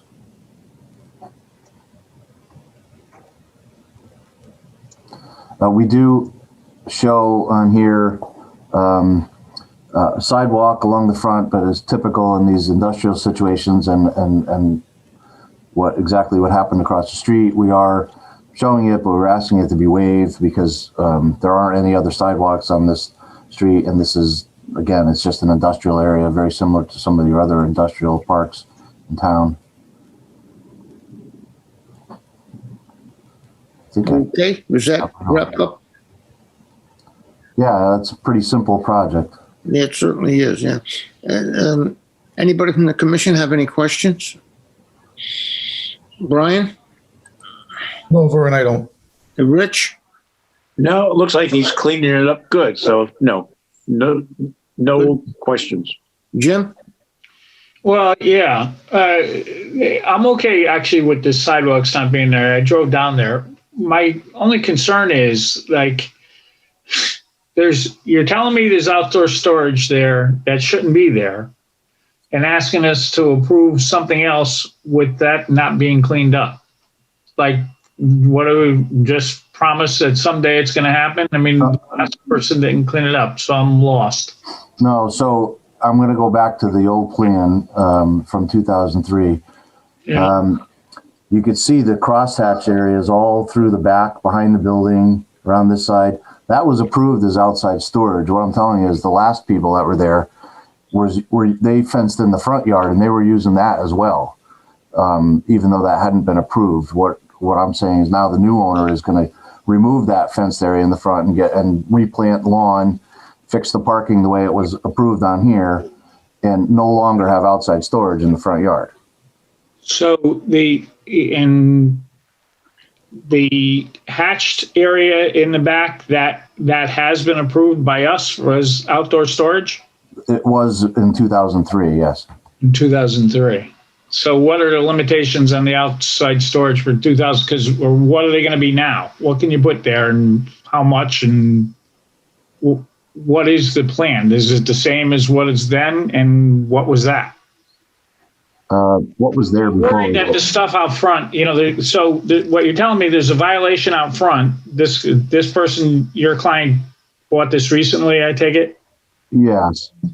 So, like, when's that stuff going to go? Because, when we approve these things, and we're going to get into this discussion later on, the site plans don't have to be complied with for a very long, long time. I don't like seeing stuff outside for a very long, long time. So I have two questions. When's that stuff all going to go? And what is the limitations on the storage in the back? What's it for? The storage in the back would be for materials for his pool business. What it was before was a lot more, I'll say, random, because it was a construction materials company. So there was a lot of varying different things there.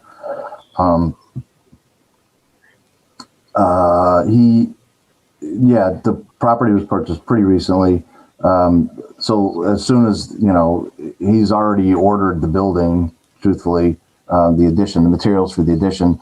And when a contractor gets on site, they will be removing the fence. Again, the fence would be put back to where it was approved on here, which is at the corner of the building instead of in the front yard.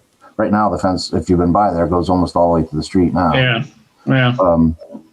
The fence on this plan was out here, which put some of this parking behind the fence. And we're proposing on our plan to relocate it over here so that that parking stays in front of the fence, so to speak. So and there's an existing piece of fence on this side.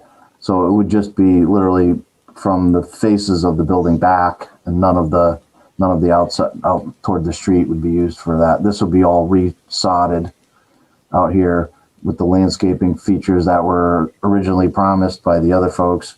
We're including on our plan now. Yeah. See, but you can see what our endless problem is here. The old plan had some of this stuff on it and just never got done. So I just don't want to get into that again. I'm just trying to figure out how we avoid it. Ironically, I think they bonded for it, and the bond's still out there. And the bonds are for public improvements, though. I don't think it has to do with the stuff inside. Well, Jim, this is Alan Frederickson. My concern is yours, Mr. Giletti. The outdoor storage is not currently shown on the plan. So the outdoor storage, all due respect, to the prior plan that was approved, needs to be put on this plan if this is what the commission is going to approve. Right.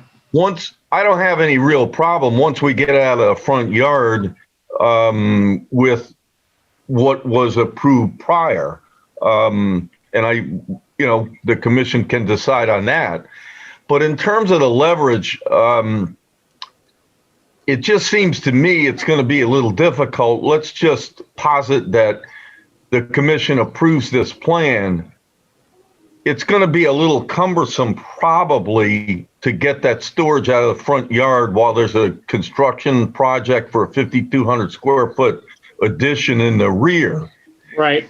And I wasn't sure if maybe we could hold the C of O to the addition pending the storage being removed from the front yard and that there be no zoning violations at that time. Can we do that? Sure, we can hold the CO. We can run that by Jennifer Capola if we like. I'm not trying to stop this project, but if I'm hearing what Alan's saying, the other thing is that if this is the plan now, this is the plan, and this plan doesn't show the outdoor storage in the back either. That has to be addressed, right? That's got to make it the plan. I'm okay with putting the stuff in the back, so they can do that for me administratively. And we can take those areas off the old plan very easily and add them to the plan that's approved. Yeah, I think you have to do that. But then if I understand what Alan's saying, we would do an approval with the understanding that there'd be no CO issued until the stuff is removed from the front and put into a different storage area. Is that right? Yes. Yeah, that's good enough, Alan. Yeah, that's good, Jim. And I'm just trying to jump in, but Jennifer Capola, your counsel, that is absolutely fine to place such a condition on the approval. Okay. Of course. Then I'm So good. you shouldn't hesitate to do that. And I mean, Mr. Preddy, you are the representative of the applicant. Do you have authority with regard to agreeing to that proposed condition? Yes, that's okay with the new owner. In fact, when I brought up the fact that we had to add in the landscaping from the previously approved plan, he was he was very much in favor of it because it does not look great out there now, and he wants to make the place look nice. Very good. Thank you. Now, just let me ask you this question. Are you looking for any outside storage on this property? Yeah, behind the fence, behind the buildings, this will still be outside storage.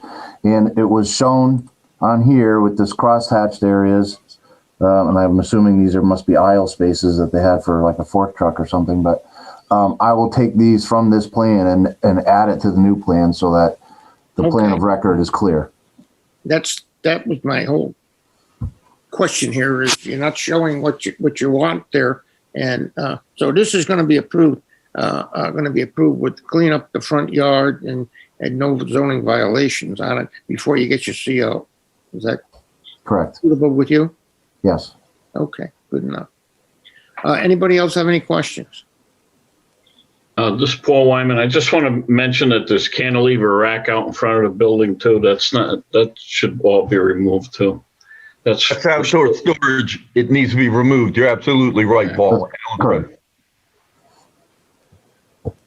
What's the setback there, Alan? What's the front? 75 feet. I thought so, yeah. Okay, good enough. Right at the front of the building right now. Yep. It is 75? Yes. Oh, good. Anybody have any questions? Any further questions? Annie, Yes, Mr. Chairman. any questions from you in respect to this as far as any drainage? I have a number of issues in my review comments. One thing I would definitely want to point out is that rear area where you're talking about moving the outside storage is all gravel at this point. Correct. So, so the commission's had to decide, do you want to be moving outside storage to a gravel area or should it be paved? That's a decision that needs to get made. That's the thing. Are they planning on putting any motor vehicles back there or anything that leaks oil or has gasoline in it? Yeah, don't know. My understanding is it wasn't for vehicles, it was just for materials. Well, if you're planning to do anything like that, you need a paved area. Correct. Or at least a, whatever, put some stone on it and. Yeah, but if they're not doing vehicles or something that leaks oil, better off with stone with less impervious surface? Stone is fine. As long as there's no gasoline or motor oil or whatever leaking out of the thing, that's the whole idea of it, for it being paved.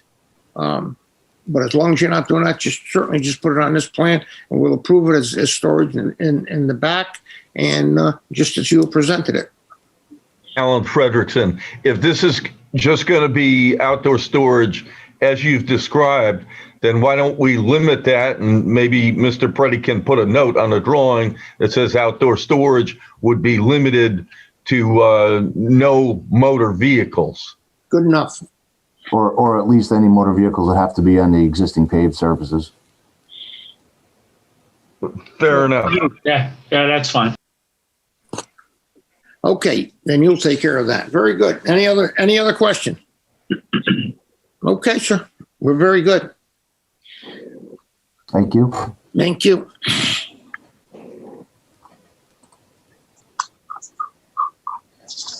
Okay. Let's Teresa? see. Hold on. Here we go. Application P20-32, site plan application of EDC Properties LLC, applicant and owner, relative to 2 Grasso Avenue, map 36, lot 37. Plan entitled Proposed Site Plan, property located at 2 Grasso Avenue, North Haven, Connecticut, prepared by Criscolo Engineering LLC, dated 10/5/2020. Scale 1 inch equals 30 feet, IL 80 zoning district. Okay, thank you. Is there someone here for the application? Yeah, that's me again. Jim Preddy, Criscolo Engineering. Okay, Jim. So I'm going to share my screen again.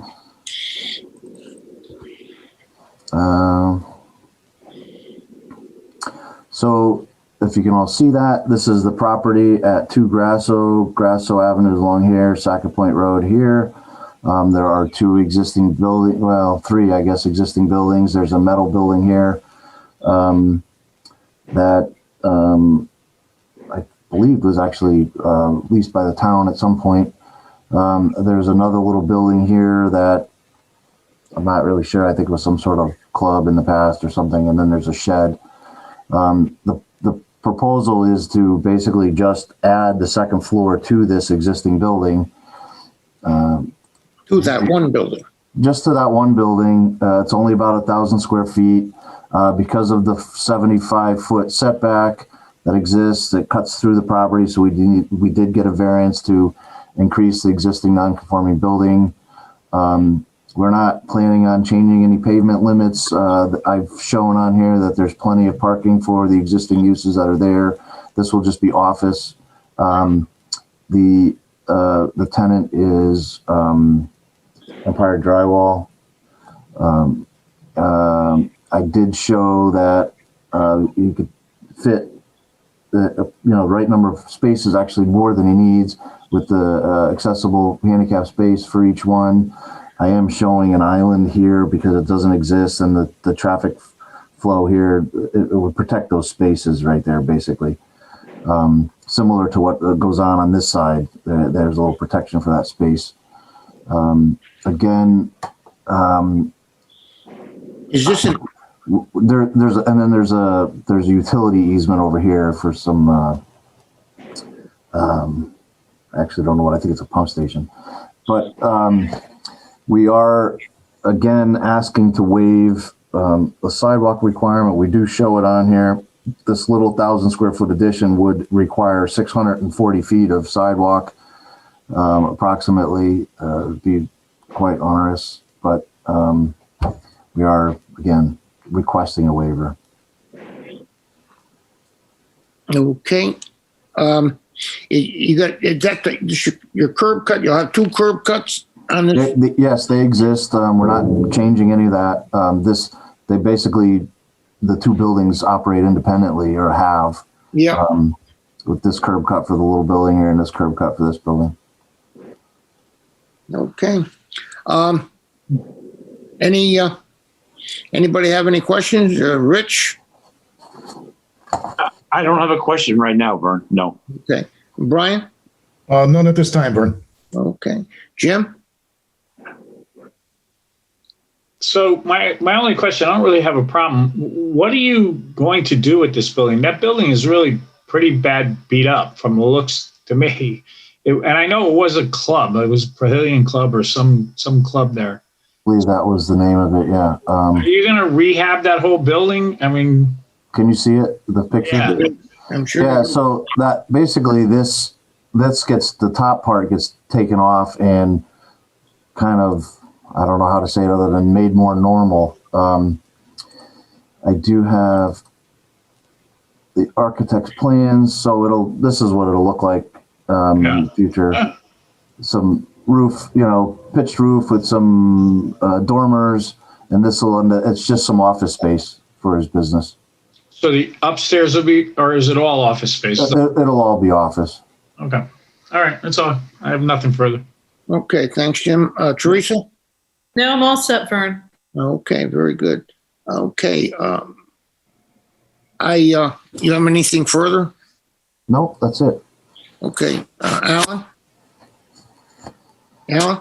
No, I think I just have a few items that are more graphic in nature, show the zoning district boundary line, setback lines, etc. But it is a relatively modest scope in terms of just adding on the second floor. Yeah, it would certainly help out the whole area right there to get that cleaned up like that, for sure. I have to say I was fairly well impressed with the architectural drawings. I was would say surprised. So. Andy, is there any questions from you? Andy? You're muted, Andy. Andy? No, Andy? Sorry, I was muted. Existing driveway and parking areas aren't in the greatest shape. the apron for the easterly driveway is really is really beat up. I'd like to see that replaced as a minimum. Okay. And you're showing catch basins in a couple of spots across the site. I'd like to know what's going on with the drainage on the site. If those are dry wells, that's fine. If there's piping associated with them, I'd like to see what that is all about. I'm constantly in a fight with our MS4 program and understanding how stormwater works throughout the town. So any opportunity I have to try to sort that stuff out, I try to take advantage of it. It's not a problem. We'll chase it out. Okay. And if they're dry wells, are dry wells. I mean, not a big deal. Just be nice to know what's going on. Is there any outdoor storage proposed? You guys going to do anything with that? Not according to what he said. No. I wasn't made aware of any. I mean, it's a drywall business, so I think he has to keep it all inside. Yeah, that makes sense. Right. And that's about it. And just some minor stuff. You're comfortable with it? Yeah. Good enough. Okay, thank you. Okay, you had anything else to add, Jim? Nope, that's it. Okay, thank you very much. Thank you. Ready, Vern? Yes, All right. Teresa, go ahead. Thank you. P20-33. Site plan application of Connecticut Investment Development LLC, applicant and owner relative to 100 Powdered Metals Drive. Map 29, Lot 112, plan entitled Site Plan Proposed Warehouse, 100 Powdered Metals Drive, North Haven, Connecticut, prepared by Cardinal Engineering Associates, dated October 29, 2020, scale 1 inch equals 20 feet, IG 80 zoning district. Okay, thank you. Is there someone here for powdered metal, 100 Yes. powdered metal? Gary Jarrell from Cardinal Engineering. Okay, sir. Well, again, my name is Gary Jarrell, Cardinal Engineering. I'm a professional engineer with the firm and representing the owner of the property. Unfortunately, I do not have access to share my screen. So I don't know if you can put the site plan up or we can just go through the site plan. I have a copy in front of me so I can, fairly easy to describe. Okay, sure. The owner is planning to construct 2 buildings on site, each 10,000 square feet to be used as warehouse space. The occupancy of the warehouse space will be, he doesn't know what he's going to be renting to yet. He's thinking right now it could be upwards of 8 units of rental space per building, or a total of 16 rental spaces. He envisions using renting the space to contractors as a storage facility for their equipment, materials. And again, whether it's a single unit or a double or triple unit, depends on the contractor, who he signs up and what kind of space needs they require. We're also providing outside storage around both buildings. As you can see, the site is pretty much paved because of the outside storage, and the site drainage will handle the 25-year storm and water quality for the first flush of the 1 inch of rain, 2-year storm. We are not retaining any water on site because we're so low in the drainage area of Muddy River. We don't want to retain storage. We want to let it go right away. So we will be taking care of water quality with this system. And it's fairly simple in nature. We do have comments from staff. Alan sent a memo with comments, and his recommended conditions of approval, the owner has agreed to all of them. And if you want to discuss them further, we can. Well, I'd like to, but let me just ask you a couple of questions, if you don't mind. Is this primarily inside storage you're renting this warehouse place? Is it going to be renting inside and then outside, or is this the one party? He's providing inside warehouse storage areas in the two buildings and any outside areas that these individual renters may need to store a piece of equipment or some materials. It'll be outdoors. So it will not be a different tenant for the outside storage. No, the same tenants. It's someone for inside and outside. They use the same. So once you rent one, Same. The same tenant. okay. And you know what type of things he's going to be having outside? I have no idea until he signs up to the actual owner or business people. I mean, it could be a plumber. Sure. What kind of materials he may have outside, I'm not sure. I'm sure most of it will be inside. For security reasons, a lot of people will not want to keep unsecured materials outside. Probably more so equipment, like a truck or a trailer. Yeah, well, the trailer is one thing. This is going to be it's going to be paved. It's all going to be paved. All going to be paved. Storage area will be paved. Okay. I answered my question. Jim? The only thing I'm concerned with, I don't have any problem with the buildings. I just don't, how are we going to define what the outside storage is? Because we had another parcel down there where we had a real problem with outside storage. Where I listened to the presentation previously and saw how they located outside storage. If you look at the plan sheet, outside storage we envision it being at the southern end of the site, across the entire back end.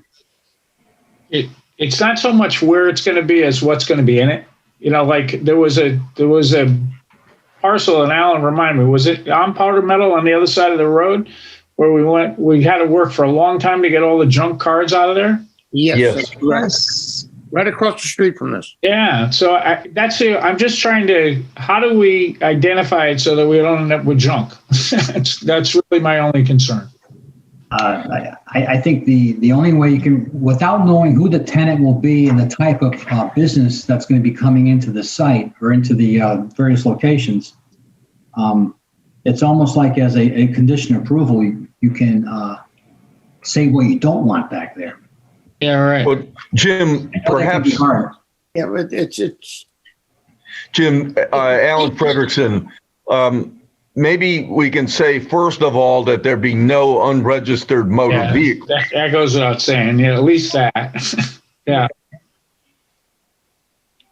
The whole thing of it, Alan, is that, and Jim as well, that the same tenant that's renting inside is going to be renting outside. So they have a designated area. Somehow he's got to define that.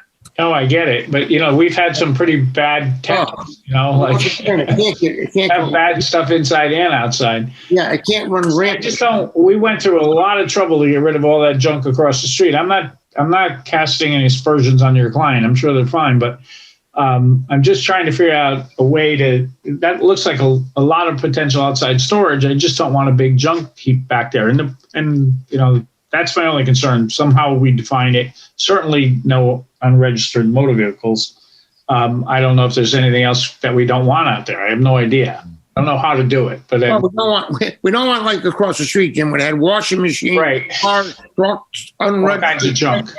I mean, they had everything you could imagine. But I mean, I don't know how you make. You know, you got to define. It's not a junkyard.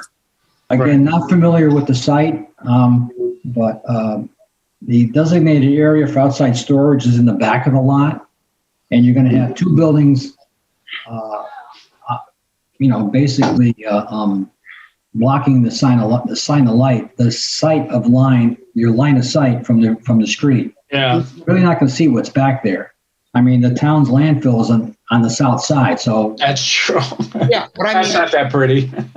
And the owner of the site owns the adjacent site to the west. Right, I understand that as well. But I mean, I understand your concern also. Is he going to have the buildings are going to be pushed up front, and the storage is outside storage will be in the back of the building, say on the easterly side, south side. South side, easterly side. There could be some on the easterly side. We have a paved area on the easterly side. It's pretty wide, but we can keep all outside storage, say to the south of that front building line. Okay. Vern, I'm comfortable if we just say no unregistered motor vehicle. I think we're okay. And besides that, it's behind the buildings up against the. Good enough. Excuse me, I'm just always waiting for the right time to interrupt. The other option I think that you have is you could put a condition that the outside storage be administratively approved by staff. Good enough. Because your staff will also guide it in the right direction as to what's appropriate. I have one particular town that I've done that in with a good deal of success. I don't have any problem with that at all, except that how would you do it administratively? Would it be a rolling thing? Because they're saying they're not going to know what the outside storage is as they go through tenants. I'm kind of wondering about that myself. It's a little difficult, but I remember where on the corner of Saga Point and State, we had a lot of discussion of what the outdoor storage would be. And I remember you talking about a height limitation. You know, a lot of the concerns that we had over there are not really major concerns here. I agree with you, Jim. Maybe we just go with no registered motor vehicles. They're in an IG zone, and they are away from the road. It seems like we can kind of work things out. I think so too, but I am interested, and I know it's getting late. But Jennifer, how would, if we did it that way to do it administratively, how would you do it? Because you're going to continue to have different tenants over different times, and how do you define what the heck you'd let in or not there? Every tenant, they'd have to come in front of you again, or come to the staff. And again, I do have one particular property that has been done in another town. And similar circumstance, which you raised factually in terms of, anticipating that the tenancy is going to change over a period of years. But it is a particular concern of the commission in question. They've had a lot of issues with unsightly outside storage. So if, again, I think you have to evaluate, is it an appropriate condition in your opinion, something that you desire based upon the given area? I mean, you're indicating, and I've obviously had so much involvement on the other side of the street. I've not looked at 100 powdered metals in some time, but again, it would be based upon whether or not it's something given where the outside storage would be located, whether or not that's a particular concern of yours for this property. I just throw that out there as something that I have seen done, and it has worked to, again, contain that issue of unsightly outside storage. Okay, good. Yeah, it's something to bear in mind. I think where this is, I don't see it as that level of problem, but I do certainly on other ones. So that's fine.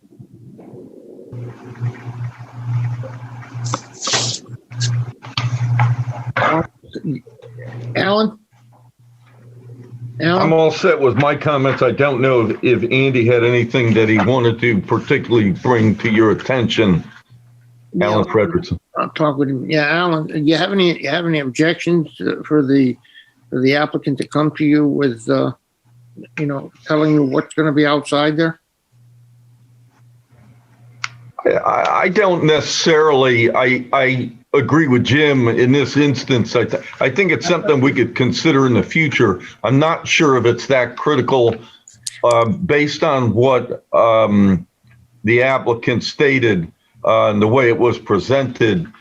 Gary indicated it would just be that southernmost swath across behind the, what I'll call the southernmost building. Also, Alan, it could be on the eastern side too. Yeah. So, the thing of it is. Fair enough, but I guess I'm less concerned where it is in this particular instance. So. Okay. Definitely not within the front yard setback of 75 feet. There you go. Well, we didn't have any of those things in place when they were across the street. We had a lot of concern about getting them out of there, but I'll go with whatever you want to do. It's okay with me. Okay, then we will just go with no unregistered motor vehicles, if that's what you desire. Okay. Andy didn't give us his stuff yet. Did Andy have comments or no? Andy had some comments. We basically are, I believe, taking care of all of Andy's comments. Andy, you got a submission today on the drainage system itself? Yes, I did. And the calculations are fine. I don't have issues with them. What I do need from you, though, is I need to relate the amount of impervious area to the amount of infiltration that you're putting into the ground as far as the drainage on the site. Through our MS4 permit, we're required to put that first inch in the ground, which I think you're doing here. But I just need a calculation that shows that, something for my file. I had a few concerns over the drainage system. The catch basins on the site are being drained by perforated pipe and stone-filled trenches, which in itself is not a bad thing because that kind of puts that storm drainage in the ground throughout the site, which is a good way to do it. I just like there's some protections to that perforated pipe so it doesn't fill up with sediment and in the long run not function. So that was one of my comments. Let's see. And Andy, to answer your comment on that one, we can put on the plans and make it a condition of approval that the owner maintains the site on a yearly basis. Every spring he'll sweep the pavement. He will, as we can also state that when the sumps are half filled, they can vacuum it out. And with your regards concern to clogging up the stone infiltration fence, trench and the filter fabric, we can also throw on there that he has to do a periodic inspection of the system and vacuum and jet wash it and vacuum out the system if he has to. Right. Just like you would on an infiltration chamber. Right. Okay. We can make that a condition on the site plans also. Okay. Part of the maintenance plan. Okay. Yeah. I mean, we can work with that in review of approval. The leaching chamber at the outfall, I'm assuming that you're just trying to return flow back to a kind of a distributed pattern. Yes. I guess one concern I have with that is where it discharges. We've got a gravel drive that goes back to our yard that's in the back there. I'm just concerned as to how the drainage gets across the driveway without causing an issue. And I'm not sure it will be an issue, but I just don't want to see that as a problem where that messes up our functionality of that driveway. The drainage, the way the whole system's set up, as you saw, we are storing water on site within the trench system and the pipe. Mm-hmm. Then there will be some overflow, very little overflow, the way the calculations show. On the drainage calculations show that for a 25-year storm, pre-development flow off the site and the concentrated point off the site is at that location you're referring to. We have a 25-year storm runoff of 4.45 CFS. That's without storage. And with the system we have in there, we have an outflow from that level skirt, if you want to call it, of 2.5 CFS. So we have a more than 50% reduction. Yep. So it's less. Yep. Understood. Will there be water still running across your road? Yes. Yep.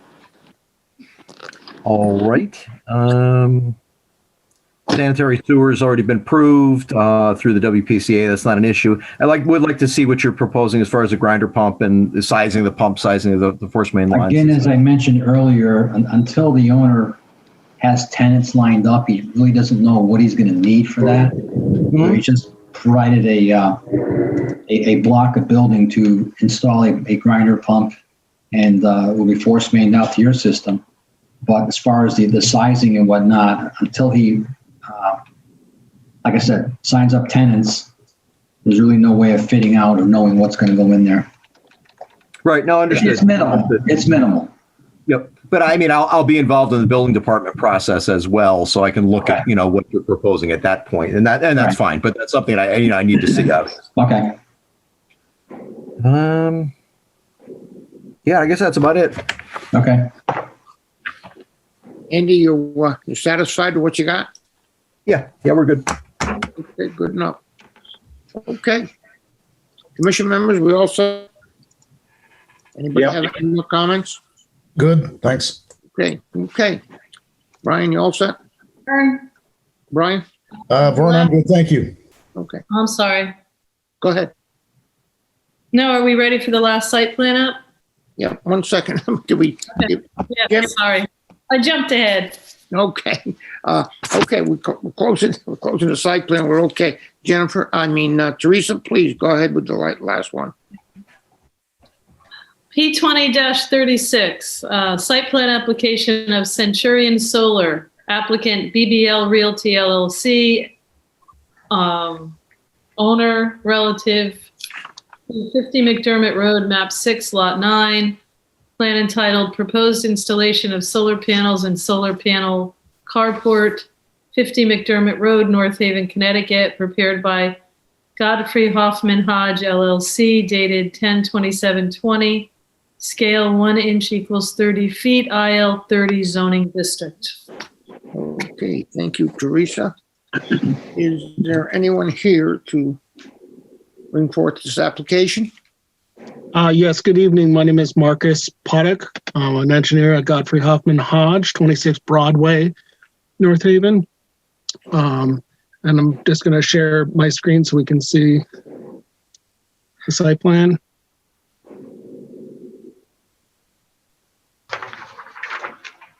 So hopeful that everyone can see my screen now. So good evening. The proposal here is before you is for an existing commercial building that manufactures specialty wires. The total site is 4.55 acres. There's a large parking lot in the front and to the side and of the existing building. On the existing building, the owner proposes to have solar panels installed. That portion, the portion that is on the roof of the building has already been approved by the building department, and those will begin installation next week. In order for this client and for this business to supply themselves with enough power to run their business and make the solar panels installation worth financially viable, if you will, they would like to add an additional 114 by 41 foot carport solar panel setup.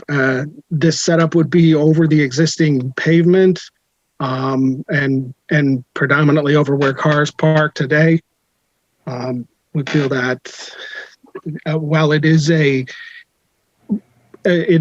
additional structure on the site, it is an impervious structure replacing another impervious structure. We've proposed some additional landscaping to come closer to compliance with the current regulations, which include the 5 trees along the property line, 1 tree within an island in these parking spaces, and then 2 additional trees on the other side of the parking lot. We would ask that the commission consider waiving any additional landscaping requirements. This is predominantly just this is for solar power to make the business more viable. It's not an additional building or well, I guess it's a structure, not a building. And we would ask that you waive the sidewalks. The existing front yard is paved essentially to the street line as it is, and between the street line and the road, is landscaped, and we feel it would be a shame to rip out all the landscaping and replace that with a sidewalk. With that, I'd be happy to answer any technical questions or any of the questions that you might have that you need answered. Is the building, the structure you're going to put up in the back, is that going to have footings? Are you going to put that in sonotubes or? The structure here, the carport, yes, it's essentially on tubes. Okay, so there'll be just posts here and there, whatever, so you'll still be driving through and using it for parking? Yes. It essentially looks like this. I see, okay. So it just has a series of posts. I see. Okay, good enough. And then cars just park underneath it. Yep, very good. Okay, that's really all I have to say. Teresa? Any questions, Teresa? No, Vern, I don't have any questions about this. Okay, Jim? I'm good with it. Okay. Now, Brian? No, Vern, I'm good. It's good to see some solar. That's good. Rich? No, I'm good with it. Okay. I guess we're good with that. Okay. That'll do it. That looks okay to us, I guess. All right. Thank you very much. Okay. Let me just say quickly, it's been a bad day for sidewalks. Yeah, I would say so. You're out everywhere. Okay. I guess we want to go right up around and go into deliberation, I would guess now. Before we go, there's nothing there. The only thing we have with the correspondence and the other. Oh no, let's take the other here. Jim?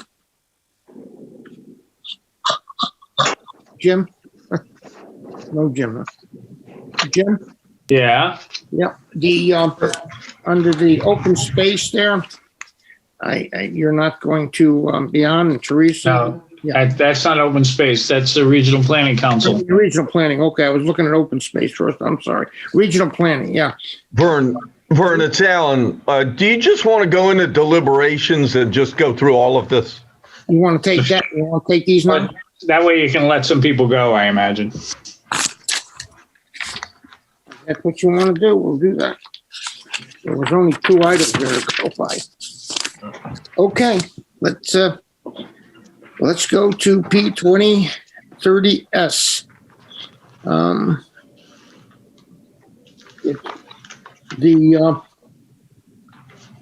It's the Washington Avenue Apartments.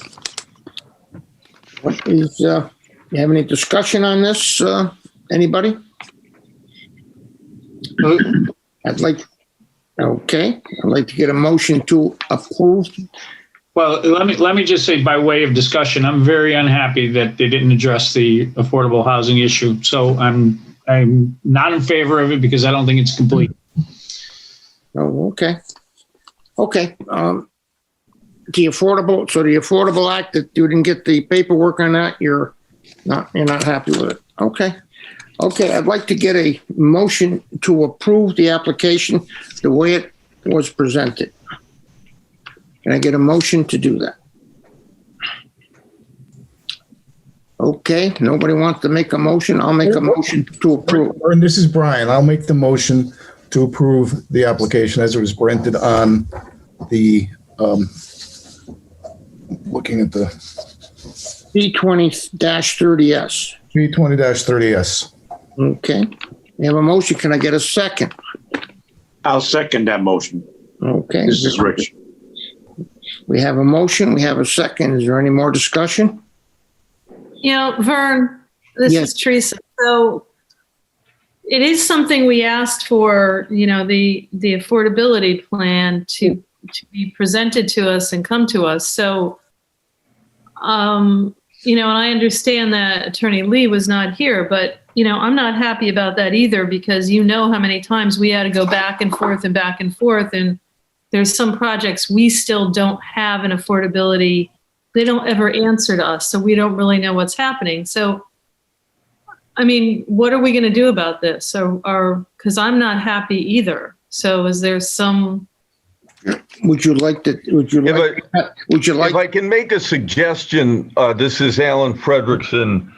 Given the fact that the public hearing's been closed and that here we sit in deliberations, I don't know if it's possible to approve the application with all the applicable comments and adding the comment that no more than 1 foot candle of light trespass be shown on the to be submitted lighting plan, but also to say that although the proposal is to approve the application, that the affordability plan and its condition regarding compliance to the commission still be resubmitted to the commission and approved separately. I think that's what we should do. And here's my only reservation about that. What does that mean? So if you approve the whole thing, what if they just don't do it? Then they would have to do it prior to our signing off on the site plan for processing. So if it's a condition of approval, then we don't stamp and sign the plan until it's done. So like a DOT approval, for instance. So the condition of approval would be that a plan be submitted to our board with the reporting requirement and approved by the board before the plans can be approved. Sure. That's fine. With you, Teresa? Yeah, no, that's great. Thank you, Alan. I was hoping there was some way we can do this. Okay. Very good. Jennifer? I will take the roll. Or do you want me to comment? Yes, that's fine. I want you to comment. That's fine. No, that's fine to do it that way. Okay, as long as we could legally do that. That's all I want. Yes. Okay, good enough. Okay, we have a motion and we have a second and we have the comments. This is all with town engineer and land use administrating comments. Can I go ahead, take the roll? Okay. Rich Wilson, Aye. Brian Cummings, Aye. Jim Gilletti, Aye. Teresa Ranciato Vili, Aye. and Vern Carlson. Yes. Motion carries 5-0. And if you'd like to do the related application next, perhaps? It certainly makes sense to do the site plan right now. Yep. Yeah. I'll make a motion to approve the site plan. Can I get a second on the motion? So hastily given. I'll second that motion. Okay. Is it with the same condition or does that not apply to the site plan? Doesn't need to apply to the site plan. Look, If you want it, if it'll make you feel better, Jim, we can do it there. Let's keep them the same. You can't get the special permit. It should be the same. Okay. And you can't, So I you meant- can't file the site plan until the special permit has been filed in the town clerk's office. I would think so. But it wouldn't hurt to include it in both. I agree. Why? Tell me why, Alan. Tell me why. I think if you have it on the special permit, why do you need it on the second one? For what reason? Because it'll make two of your commissioners feel more comfortable about it. And that's what we said we were not going to allow it to happen is a site plan without getting this thing approved. Okay. Fair enough. Yeah. Good. Okay. So it's with the same condition. Okay, good enough. Okay, we have a motion and we have a second. Jennifer? Rich Wilson, Aye. Brian Cummings, Aye. Jim Gilletti, Aye. Teresa Ranciato Vili, Aye. and Vern Carlson. Yes. Motion carries 5-0. Thank you. Okay. Thank you. Okay, we get down to P20-14. Dash 34, Mr. Chair. P20-34, the amendment. You said 14. Can I say that? Thank you. Good enough. That's the up on Kings Highway, up on Hartford Turnpike. The little strip mall up there for the dance school. Yep. Yeah, I'll make a motion that we approve the application to change our regulation to allow dance, musical, and theatrical instruction. Mm-hmm. I will second that motion. We have a second. You second that out, Brian? Teresa seconded, Mr. Oh, Chair. Teresa did? Okay, Teresa did. good. Okay. Rich Wilson, Aye. Brian Cummings, Aye. Jim Gilletti, Aye. Teresa Ranciato Vili, Aye. and Vern Carlson. Yeah, of course. Motion carries 5-0. Okay. And the 2 Massimino Drive, Mr. Chair, are next. Okay, so now we're getting down to site plans only here. On, get a motion to approve P20-28 for Massimo Drive, number 8 Massimo Drive. Mr. Jim? Chairman, I'll make that a motion to approve with the town engineer's comments and with the land use comments, along with that we said that there was going to be no outside storage of motor vehicles. Is I missing anything on that? Unless they were to be stored on the specific paved areas that currently exist. And then the other issue was that no C of O would be issued until their outdoor storage was in compliance with the regulations. No C of O for the building addition. Right, and the front yard to be cleaned up here, front yard. This is also some notes from some. Yeah, that's what he's talking about, Vern. Yeah. Yes, sir. Yes. Then I will add to my motion. Yeah. Right. What about what about waiving the sidewalks? Yeah. Then we will add that to the motion too. Okay. Okay, so we have a motion, we have a second. I'll second it. Okay, very Jim good. Gilletti. Teresa? Teresa. Jennifer? I know, you've been confusing us all night, Vern, I know, you look just the same. because we both have red. Rich Wilson, Aye. Brian Cummings, Aye. Jim Gilletti, Aye. Teresa Ranciato Vili, Aye. and Vern Carlson. Yes. Motion carries 5-0. And Vern, Jennifer has combed her hair tonight. I haven't, so that's not good. That's not good. Okay, well, on this one here, I get a motion to approve the CAM. Massimo Drive, the CAM. Teresa, A motion to approve the CAM for Massimo. can I have a second? Vern, this is Brian. I will second that. Okay, Jennifer? Rich Wilson, Aye. Brian Cummings, Aye. Jim Gilletti, Aye. Teresa Ranciato Vili, Aye. and Vern Carlson. Yes. Motion carries 5-0. Okay. Okay, next one will be P20-32 in Grasso Avenue. It's the second floor addition. Can I get a motion to approve with land use and engineering comments and a waiver of sidewalks? Vern, I'll make that motion. This is Brian Cummings to approve with land uses comments, engineering comments, and to waive the sidewalks. Okay. Can I have a second? I'll second that, Vern. Okay. Jennifer? Rich Wilson, Aye. Brian Cummings, Aye. Jim Gilletti, Aye. Teresa Ranciato Vili, Aye. Vern Carlson.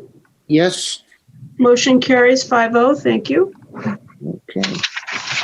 Next one will be P20-33.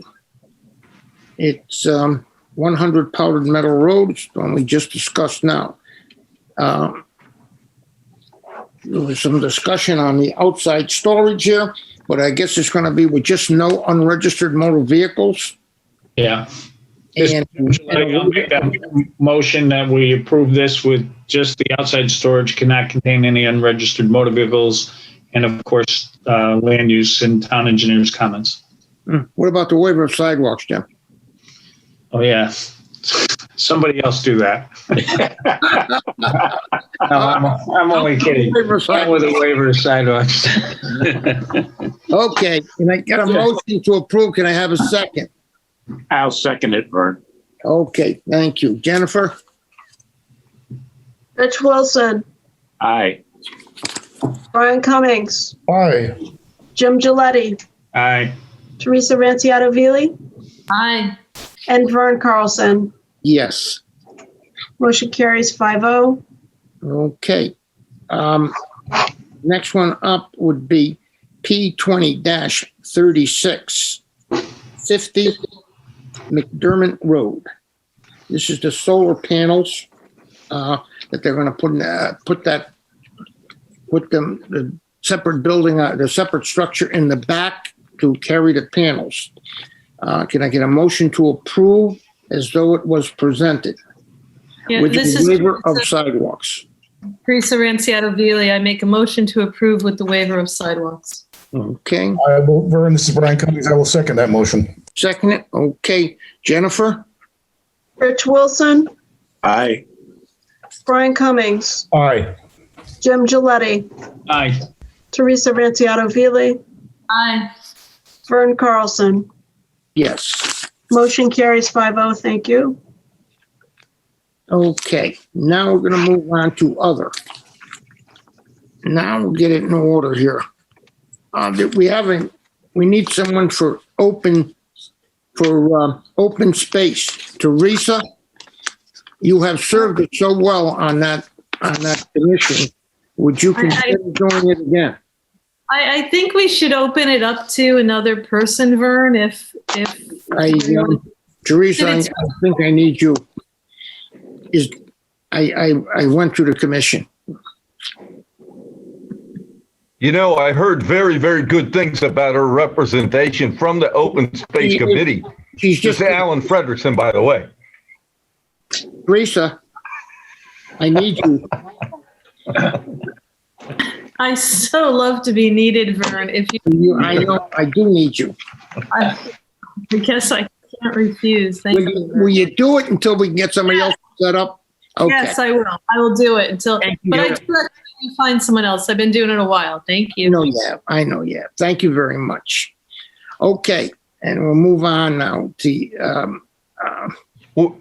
You should. Well, you're gonna vote that through, Yeah, you right? need to appoint. Okay. Yes. You're gonna do a motion, a second, and a vote for Teresa. Yep. This gives someone a rare opportunity to be supportive of their fellow commission member. She's supporting everybody now. Can I get a motion to approve? I'm not doing that. I make a motion to approve that. Can I have a second? I'll second it. Okay. Yeah. Jennifer? Rich Wilson, Aye. Brian Cummings, Aye. Jim Gilletti, Aye. Teresa Ranciato Vili, Aye. and Vern Carlson. Yes. Thank you, Teresa, Thank you. for stepping up again, and thank you for your past performance. Okay, we have regional planning now, and Jim has decided he did not want to serve on that commission very long. And I've been on it for 8 or 12 years. I can't remember. It's been a long time, and it's a very interesting position. I've enjoyed doing it, but I'm just kind of starting to step back from a few things, and this is one of them. So I let them know that I was. I want to thank you for doing such a nice job, and I know you did do a nice job. It's an interesting position about that, and I thank you for representing the commission as well as you did on the regional planning, and I can appreciate you on the step down. And very fortunately, we have someone who is willing to take your place and excited to do so, and that's Teresa Vili. Teresa Ranciato Vili. Teresa? Yes, Vern, I would, this is what I really do want to do. So I guess I have to do one, and I would really appreciate if I would be allowed to do this one. I have attended regional plan meetings in the past, and yeah, I enjoy it.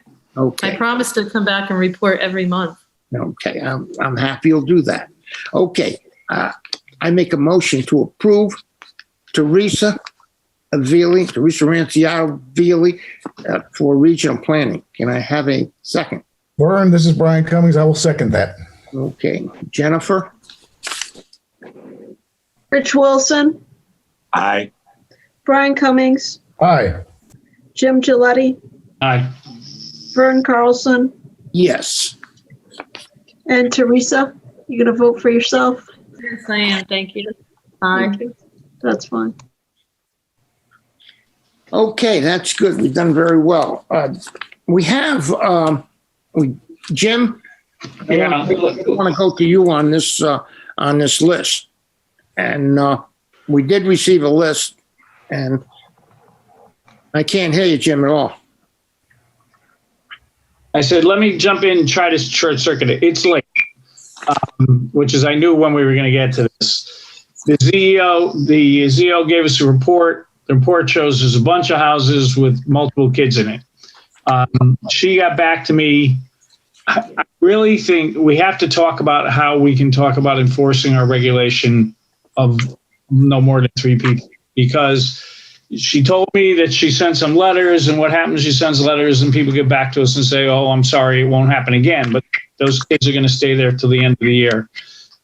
My suggestion is we have this as a big issue to me that we should talk about. And we talked about the BRB issue, which is a similar type of thing more than, and I think we should probably take some time, maybe have a meeting amongst ourselves at a different time where that's the only thing we talk about. Because if I start talking about this now, we're going to be at it for a long time and it's late and I don't want to do it. And I'm sure none of you want to do it. So my thought, Vern, is that we set up a different time for us to meet and meet with Jennifer and come up with some ideas of how we could effectively enforce our regulations and what we want to do.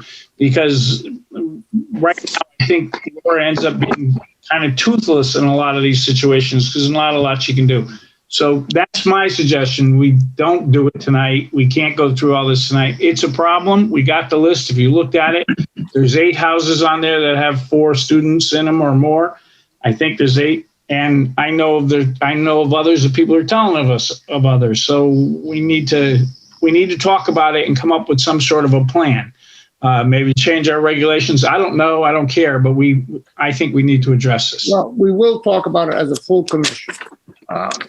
The problem is we can't keep putting it at the back end of our. Well, we'll make a separate time for it. That's my suggestion. Maybe do it in the beginning of the new year. There's nothing we're going to accomplish over the next month. How about we'll talk about it for a month, Jim, and then next meeting we'll set a time in the new year to talk about it. That's what I think. Here's a question. Are some of these repeats from the year before? I thought so, right? Yes. Yeah. Yes. So they There are some. Yeah. So they just keep doing it year after year. Okay.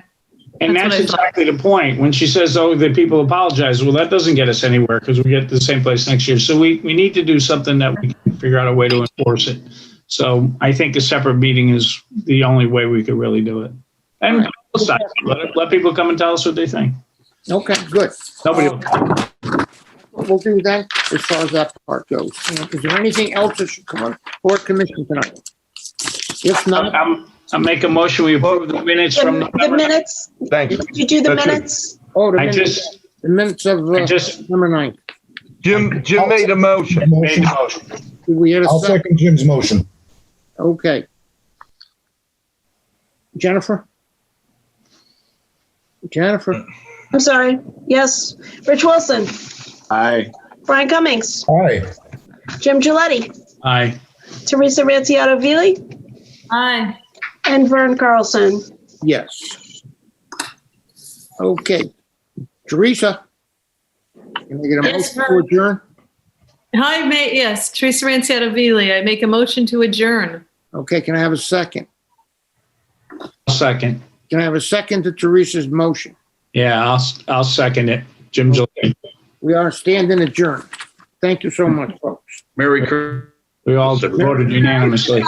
Everybody. Have a nice holiday, everyone.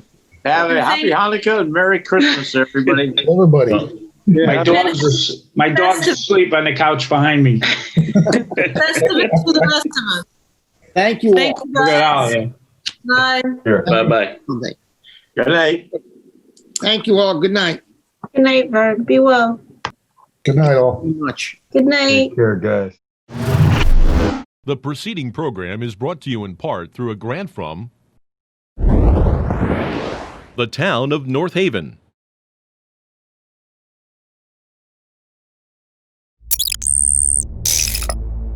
Watch town meetings or other videos on demand at nhtv.com.